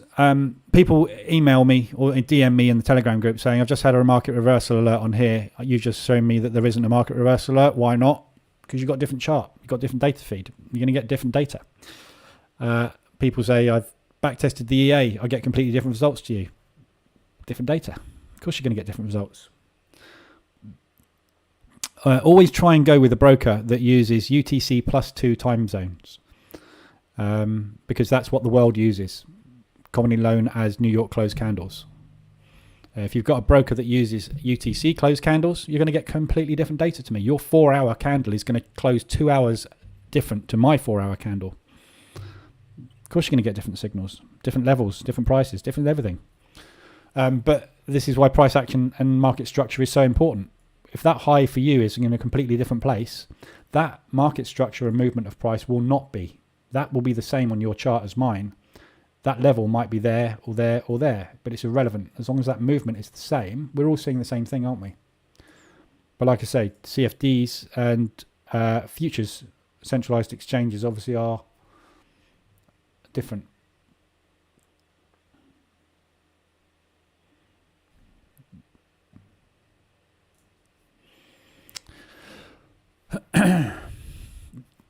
So we are deep pullback at the moment in rotation on the DAX.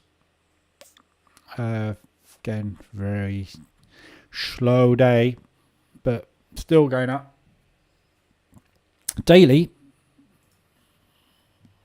some nice, decent movement up on the DAX. So, but you know, we've been accumulating for a while on the DAX. Totally different outlook to the S&P. Whoa. Obviously S&P, we've put in 3 up days on the trot. We've gapped up today, up into exactly where I'm looking to sell it. So potential down day today. We'll see what happens at the open. Buying one.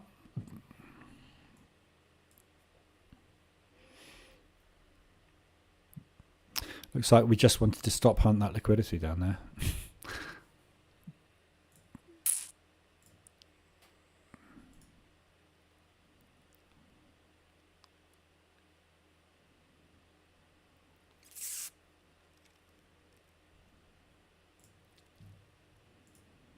Slow in it today. Even M1 is slow today. That's interesting. The day starts are different. Mine includes the next peak. Yeah. So if you're seeing day starts at a different point, my chart opens and closes when the DAX opens and closes. So I get gaps. You can see on my daily chart. Yeah, because the DAX is shut. DAX shuts every night. Doesn't open until 7 a.m. UK time. Some brokers will fill in overnight trading, which obviously will give you a completely different outlook to me. But this is the proper DAX. We'll call it the proper DAX. This is the exchange. This is the exchange DAX, really.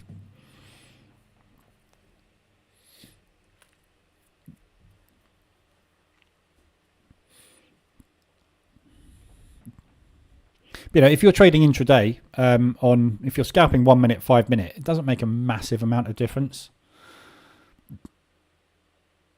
If you get price action, you get price action. If you're trading price action, obviously, then. But at the moment, there's very little price action. I meant to be doing some coding this morning.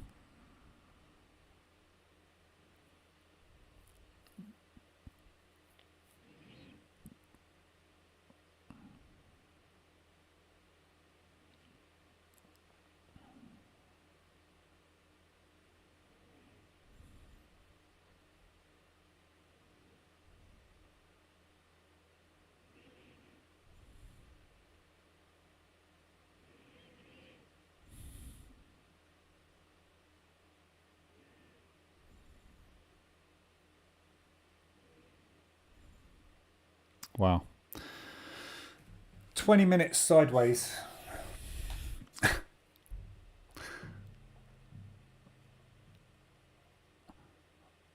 think I might make this my last trade if it works, because I don't think there's an awful lot of movement happening this morning. We're all waiting for the news at 1:15. The markets are a bit flat. We're going into lunch. Frankfurt in half an hour. So, well, about now actually, 10:30ish onwards.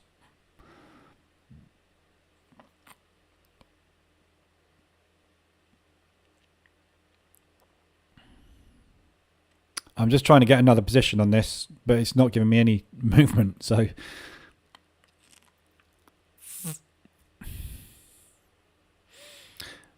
need to do. I just want to break these highs basically to get additional positions on, with a view to getting up here somewhere.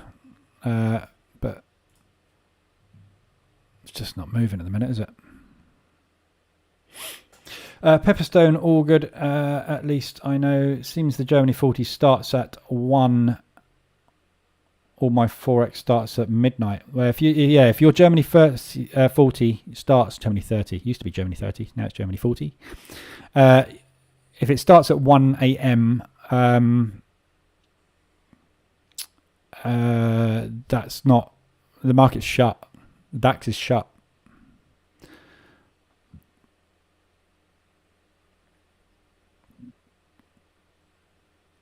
Everything else is open. So if you look at, if I pull up the Dow and the S&P, for example, S&P opens at 3 a.m. close at 11. The Dow 3 a.m. and 11. Yeah, so there's a you've got a gap of a few hours. But with the DAX, you close at 10:30 and you open at 9, which is 7 a.m. in the UK. So it closes at 9:30, 8:30, and opens at 7 a.m. So the DAX is completely different to the other indices. So if they're showing you overnight, that's pre-market trading, which is what happens between my open. So in your charting platform, price will have traded up to there probably. Whereas what happens really is the DAX opens and comes and fills the gap, which is why you play the gap fills in the morning. I didn't get a chance to this one. They don't allow you to play gap fills until 5 minutes into the open. So I can't trade the first 5 1-minute candles. But would have loved to trade that, but I couldn't. Wouldn't let me.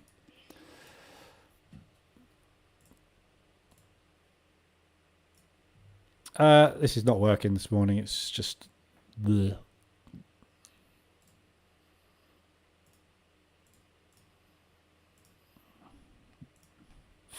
Price action's terrible.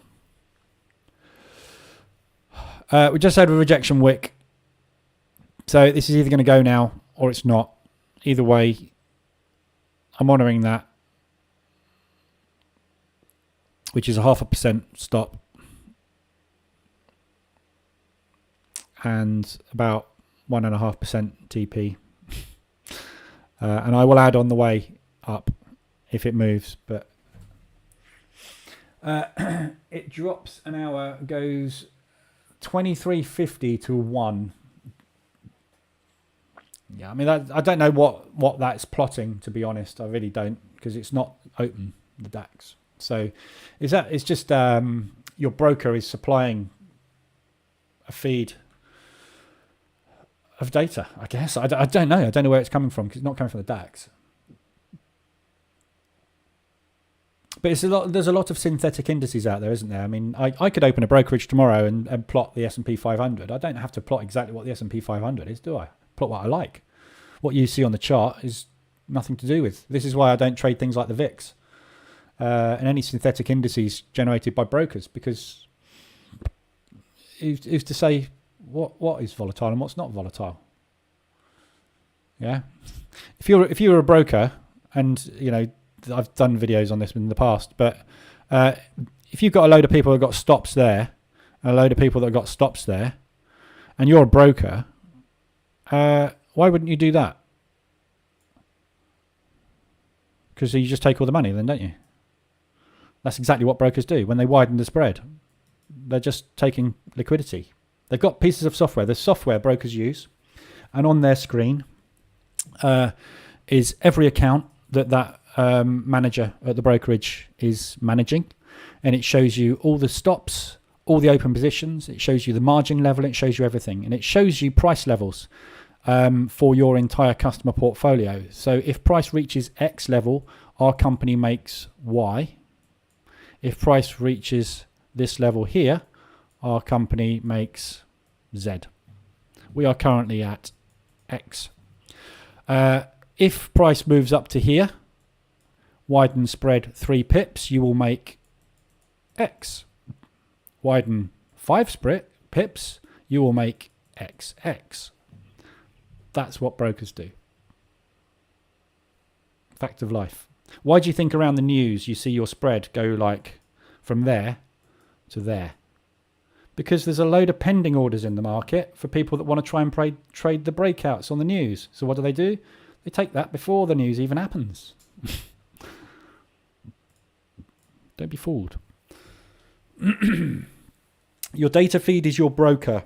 Unless you are trading futures, you are trading what your broker wants you to see, not necessarily what 100% is happening in the market. And obviously they will fill you where they want to fill you as well, which is where we get slippage from. Which is what I'm finding at the moment with Robo. I'm struggling with slippage quite a bit. Nasdaq's up 0.72 on the day. There we go. Potentially off. Could this be it? Or is it just false hope?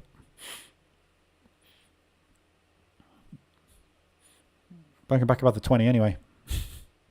On M5 we're thinking about it.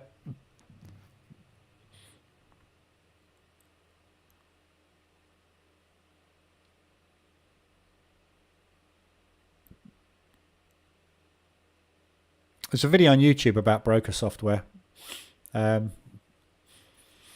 said it in the live room before, way before Christmas. I can't remember what the name of the software is. It's got gold in the name, I think. But there's a convention for that software company at one of the big Forex events for brokers, and them calling us all Muppets or numpties or whatever, all the retail traders, and showing their software off and showing how amazing their software is at grabbing stops and pending orders to make more money for the brokerages. So your broker is not on your side. Just going to wait on this candle, and then I'm going to add one more.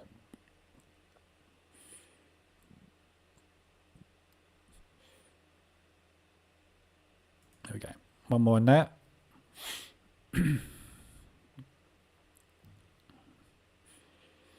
We've got these highs here at 157 round number. I'll add another one on the break above.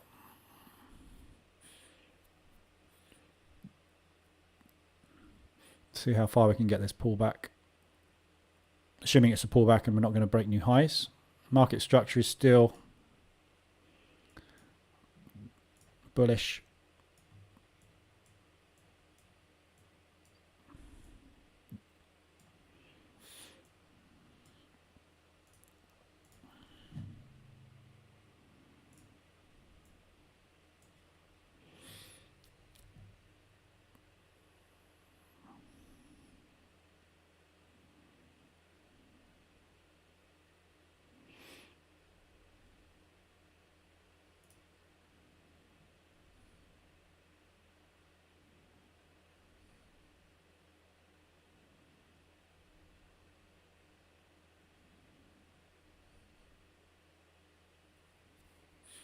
God, this is painful. Did you not want to trade the real futures on MT5 with second level data? I don't use second level. Don't need it, really. But no, there's only one broker that offers it, which is AMP Futures, who I've got an account with. But if I'm going to trade futures, I'm going to trade I'm going to trade Ninja. Much better than MT5.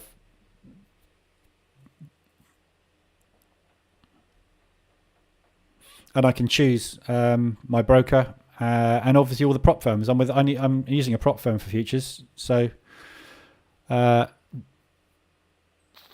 of the prop firms use MT5 for futures yet, so there's no choice. I'm not going to trade my own futures account because it's pointless. Why trade my own money? You need a lot of margin for futures. You need a minimum of 5 to 10k in your account if you want to trade futures. Although they say you can trade from $500. Yes, if you want to trade one micro contract and not hold it overnight, but that's not practical. You need 2.5, 3k bare minimum to actually get into a position in futures. So no point. You need a prop firm. If you're going to use a prop firm, you've got to use Ninja or Trade of 8. So there's no point really going MT5 at the moment. I'm sure they'll come around MT5. With the prop firms will start using MT5, but they all use Rhythmic, so which is the kind of industry standard for data feed and platform feed. So it'll change. But futures is relatively new for retail compared to FX and indices and CFDs. So you only need level 2 really if you're trading the ladder.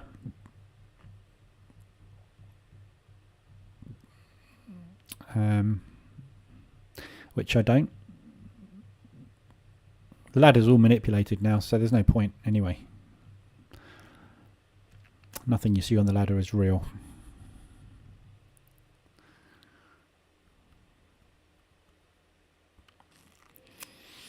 Oh, this is just painful. We're now 25 minutes coming into the 30th minute of complete sideways accumulation in what could be the flattest head and shoulders in the world. It's just painful. It's a flying saucer, basically. I'm about to get beamed up. God, I'm bored.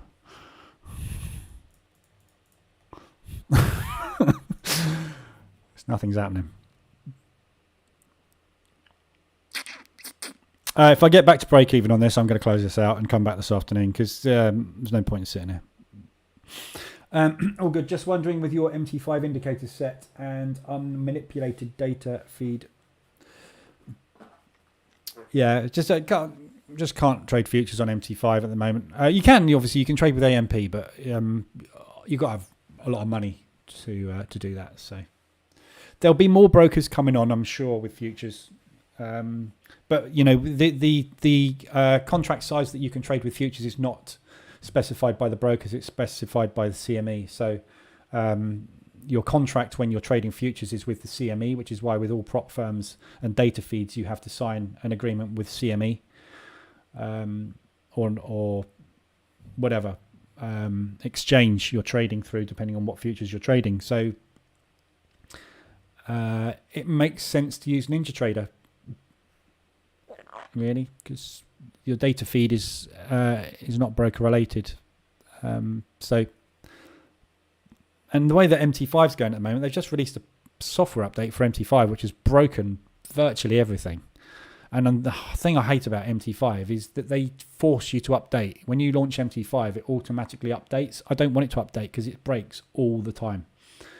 In my experience, you know, coding stuff for MT5 is a nightmare. It's difficult to code in. It doesn't work the same way as MT4. It's slower, more resource hungry. They push out updates and everything breaks. You know, I haven't got a lot of faith in it, to be honest, which is why there's only a 5% take up.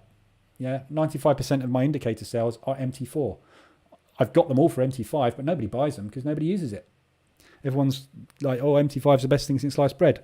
You don't realise until you know that you're in the minority that it actually isn't. It might look a bit swisher and have a few more buttons and the strategy tester might be a bit better, but as a platform, it's virtually the same as MT4, except MT4's got about 200,000% more indicators available for it. So this is why nobody's moving away from it, because it's just easier at the moment and it's more supported by brokers. A lot of brokers still don't support MT5. And until that take-up increases at brokerages, I don't think it's ever going to go away, MT4. It just works. I've been using it for a decade and it just works. So, but there's other options out there, obviously. A lot of cloud platforms now, but then cloud platforms are very clunky at the moment. They don't feel as solid with buttons. And Tradeovate, for example, if any of you have traded with TopStep, I used to have an account with TopStep trading Tradeovate. That kept crashing. Every now and again, I'd be like trading, and all of a sudden it would go boom, the screen would go blank, and I'd have to refresh my browser. If I'm in the middle of a quick scalp on futures, that's not good, is it? So cloud-based platforms got a lot of promise, but at the moment it's just not there. This is why everybody's on this, because it's good. There's lots of other things like Think or Swim and that for stocks, and really good platform. Sierra Chart is amazing, but incredibly complicated. You need a degree to operate Sierra Chart. Once you've got it set up, though, it's absolutely amazing. But if you want to get a new PC and set it up again, it'll take you a day. That's why I like Ninja. It's really easy. And MT4 obviously is the easiest. Easy access to the markets. That's what we're all about. Get in, get out, trade. MT4 does it. Christy, is there a way to add in one stop loss for all the positions in Ninja if there are, for example, 3 positions open? Yes. You would basically go sell stop at market, click on the number, adjust it, enter. There's 3 contracts short. So I'm assuming I'm long on this at the minute, yeah? This is my stop. So you literally right-click, put a sell stop in. So I'm buying. So I want to sell stop at market. You just put it in, and then you adjust the size by clicking the button, that number. Yeah, and if I'm selling and I want to put a stop above, you go buy, mitigation block. And then you can obviously adjust it up and down. So that's how you do it in Ninja. Oh my God, we might be off. The slowest ever 1 minute market structure I've ever seen. Oh, it's changed. It's moved. Let me try it in again. And we're not even there yet. Look.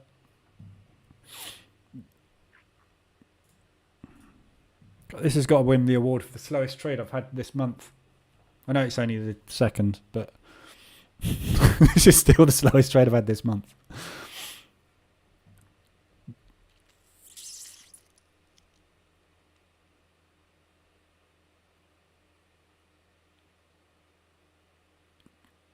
Possibly the slowest trade I've had this year, actually. Ninja 8, I presume. I ran NT7 for many months, but it would hang the first sign of volatility. Probably with a clean chart, it would hang. With MT8, I don't think you could. MT8, NT8. I don't think you can use NT7 anymore. I'm sure you probably can, but it's all NT8 now.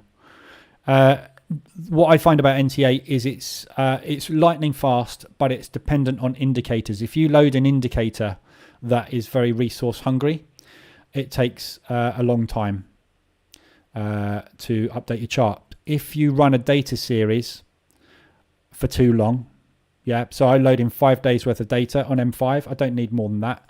If I was to load in 365 days worth of of 5 minute data, it would take ages to run. And this is what people don't realize is when you switch, see the loading? It's taking a long time to load that data because it's doing 50 block Renkos. Yeah. If I didn't have that Renko chart open, that would be really, really quick. So it's all to do with the speed of indicators and charting that you have. That's what makes the difference with Ninja. I've got some indicators, especially market profile indicators for Ninja, and they slow it down so much. I'm running an i7 processor with 32 gig of RAM, and even then with 3 charts open and market profile, it's slow. It is slow. So the Ninja's got that problem, but if you keep your charts clean and don't switch instruments regularly, it's fine. And what I do is I run in tabs, so all this data's loaded. So if I want to switch between Renko, 5-minute, hourly and daily, if you do it up here, it's got to reload all those data sets, whereas every single chart has got its own individual data set. This is loading 1800 days of daily candles. This is loading 30 days of hourly, 5-minute, which is just 5 days worth. And the Renko is loading 30 days worth of Renko. If I increase that to a year, yeah, it's going to be way slower. So you just have to play with it, and it's obviously dependent on your machine. The faster the machine, the better you're going to be. So yeah, but all platforms have got their downsides, you know. I find MT4 sometimes freezes up on news releases. Non-farm payroll on Friday, my MT4 regularly freezes up, but it's not to do with the MT4. It's to do with my setup. I've got 4 dashboards running, and as non-farm payroll is released, all 4 of those dashboards are also doing updates across 28 pairs and multiple timeframes. That's why it freezes, because there's massive volume of tick data coming in, which my dashboards have got to process. If I didn't have my dashboards open, it wouldn't freeze. So, you know, it's all indicator based. They all are. The more crap you put on it, the slower it becomes. Yeah, still, it's always going to be a problem with any platform, I think. The more, it's same as Windows, you know, the more powerful a machine gets, or the more powerful a software platform gets, the more indicators will push it to the edge. Like PlayStation, you know, PlayStation 4 got up to a level of graphic, and now PlayStation 5 is taking it that next level, but they're still pushing PlayStation 5 to the absolute limits of the processors and RAM and everything inside it. They're not just going to create graphics for PlayStation 4 on a PlayStation 5, are they? The same with MT4. When you upgrade to a new software package, you're going to find people will build indicators that are more powerful. Therefore, they'll use up more of your computer again.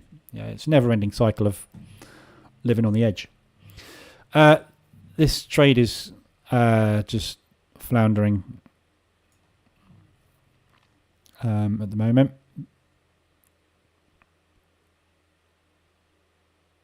Painful, absolutely painful.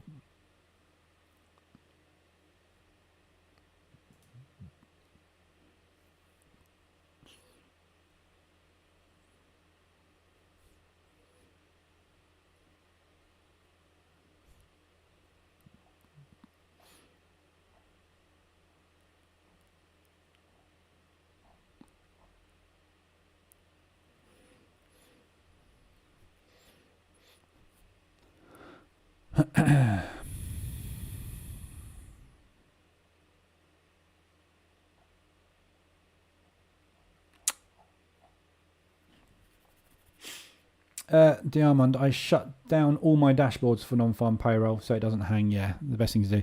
Go over to just create a profile, basically, for something else, and just have one chart on it or 2 charts on it with minimal indicators for non-farm, and then you won't have any issues. That's what I should do. I just keep forgetting to do it. We're still in this accumulation there.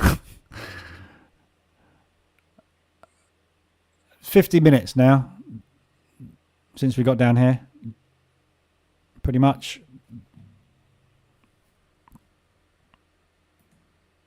No, it's not. 5, 10, 15, 20, 25, 30, 35, 40, 45 minutes.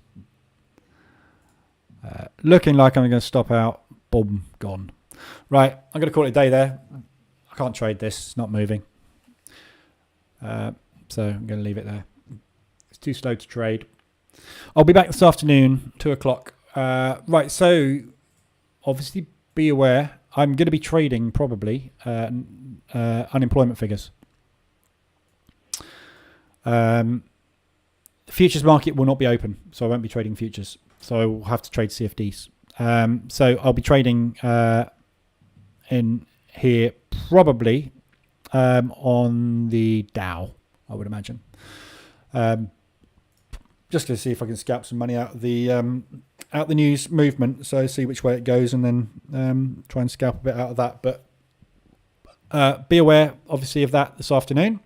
Let me just flick quickly back over and have a quick look at what the rest of the market's been doing, if anything else has been moving.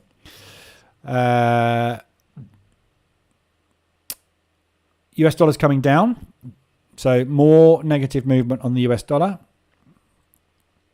in London. So we're still pushing down on that one.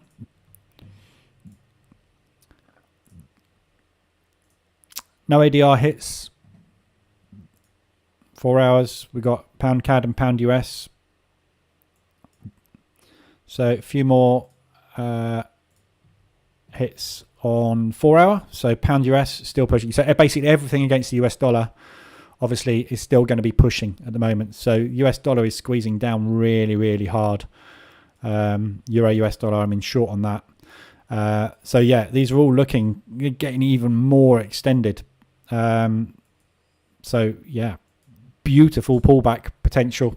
No profit take whatsoever on that entire, what are we now? Near, well, 2.5 ADR, no profit takes. So looking way more promising for a bull run in New York. And if we don't do a bull run in New York and it does manage to push down again and we get anywhere near an ADR, non-farm payroll is going to be explosive. So yeah, some good, still good movements going on. A few hours extensions, mainly Euro US dollar is the main one, the only one that I'm in really on the US dollar at the minute. So very nicely extended. Third up day. So really good movement. Lovely 3-bar reversal on the daily. Pushing back up exactly where I like to short. So yeah, really good. Good movement on the US dollar. Indices wise, push. Really good movement on the indices. We got a gap on the S&P. It's interesting. That might well fill this afternoon. So Dow up, S&P up, NAS is obviously going to be up as well. DAX is the only one that's really struggling. The DAX is pulling back. Obviously, DAX is open. The others aren't. So, or have a web trader open for emergency close, or they'll fleece you. Yeah. So Voti's just said, yeah. So if you trade it, so basically, you can't see here obviously because I haven't got a camera, but I've got my tablet next to me, which is on mobile data. So if ever my machine breaks, I have a power cut, MT4 freezes, anything goes wrong, basically, I've got my tablet sitting here next to me with MT4 mobile on it, logged into my broker, so I can instantly get on that and execute what I need to execute. So always have a backup, especially if you're trading small time frames or you're trading around the news, because you want to be in and out as fast as you can. If your machine freezes, you're stuffed. So I always have a backup. Is there a correlation between the US dollar and the NAS and the S&P? Yes. So typically, well, there is a correlation, yes. What you will often find, and you can see it very, very clearly at the moment, is what you will often find is when the US dollar is coming down, the indices are rising. When the indices are coming down, the US dollar is rising. So this is a very, very clear indication. Let me just open up an S&P and I'll show you.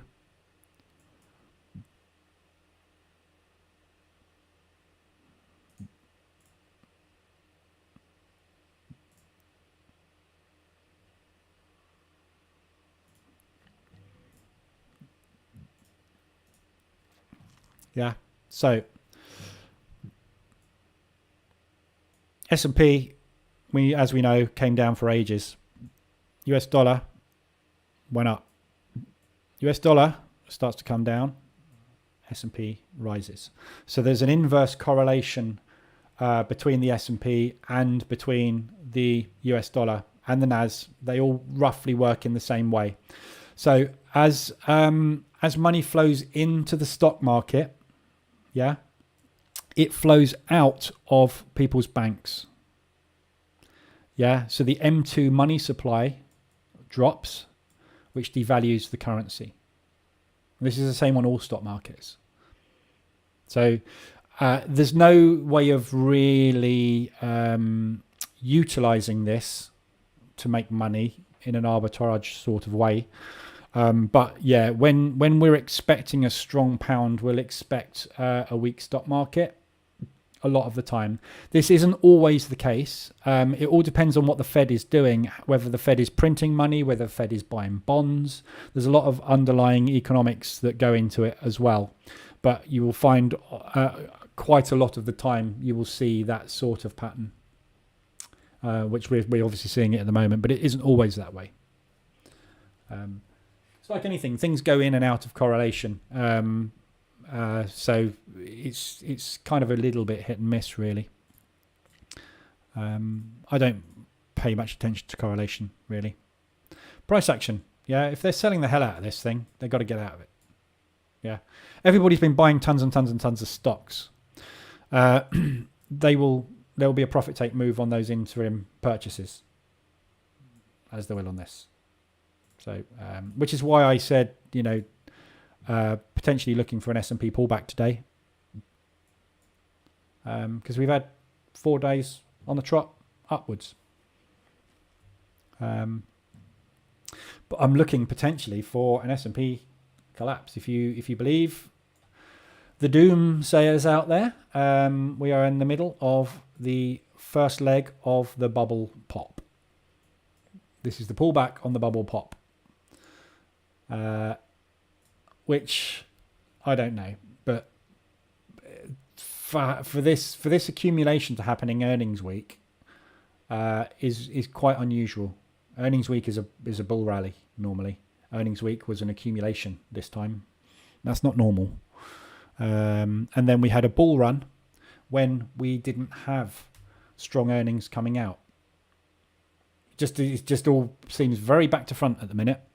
Which is why I've got my investment account flat, because I'm not sure what is going to be happening with indices and with the stock market in general. So, Diamond, don't have a gap on the S&P.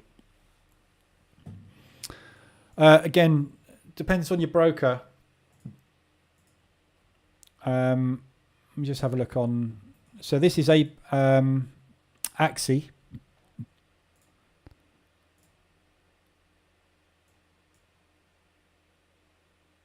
And this is Forex. It's definitely there on my Axie account and my Forex account. Depends which broker you're with. But yeah, I've got it.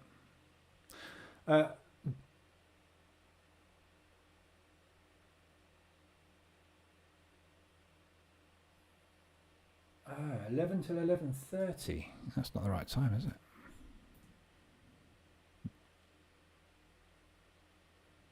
Yeah, that's... don't know. We'll have a look at what happens when the market opens. If the market opens short today, which I think it probably will in New York, then I'll be going for a short gap fill to yesterday's high. Or just yesterday's high in general anyway. So we'll see. We'll see on that one. Right, I'm going to leave it there today. So yeah, 115. Be aware, 115 is ADP, non-farm employment change. That's going to be a potential market mover. Sometimes it is, sometimes it isn't. So we'll see, but that is where you're going to get the market movement if you are pre-market. Crude 330, and that's it. So get ready for moves this afternoon. At the moment, obviously, most of the market is is buying against the US dollar. So a lot of US dollar manipulation going on at the moment. Still quite a bit of Australian dollar manipulation going on as well. So movement across the board. but likelihood is we'll see these probably highs and accumulation back down in London. So I would expect London to potentially put in that sort of movement today. So this might actually be worth watching on all of these at the minute that have been pushing, because we may well just get a pullback to midline. So if you want to scout back to the midline of London or back to Asian highs, there's probably fairly good play today. See, a fair few bits have been accumulating because we're just waiting for the news. They're not going to put any big moves in ahead of the news. So, all right, guys. So yeah, I'll be back at 2:00 this afternoon. Ready for the New York Open. We're doing an analysis of where we've got to with the hourly extensions and the 4 hours on RSI. We should have a hell of a lot lit up. The dashboard should be this afternoon like a Christmas tree from US dollar pairs, hopefully. But we'll see. So I'll see you at 2:00, and we'll see what impact the news has had this afternoon. Okay, hopefully you have a good, profitable morning. If you need anything, come into the Telegram group. I'll be in the Telegram group. I'm always in there. And if you need anything, obviously you can ask away in there. If you like the stream, give us a thumbs up. Other than that, I will see you at 2:00 this afternoon.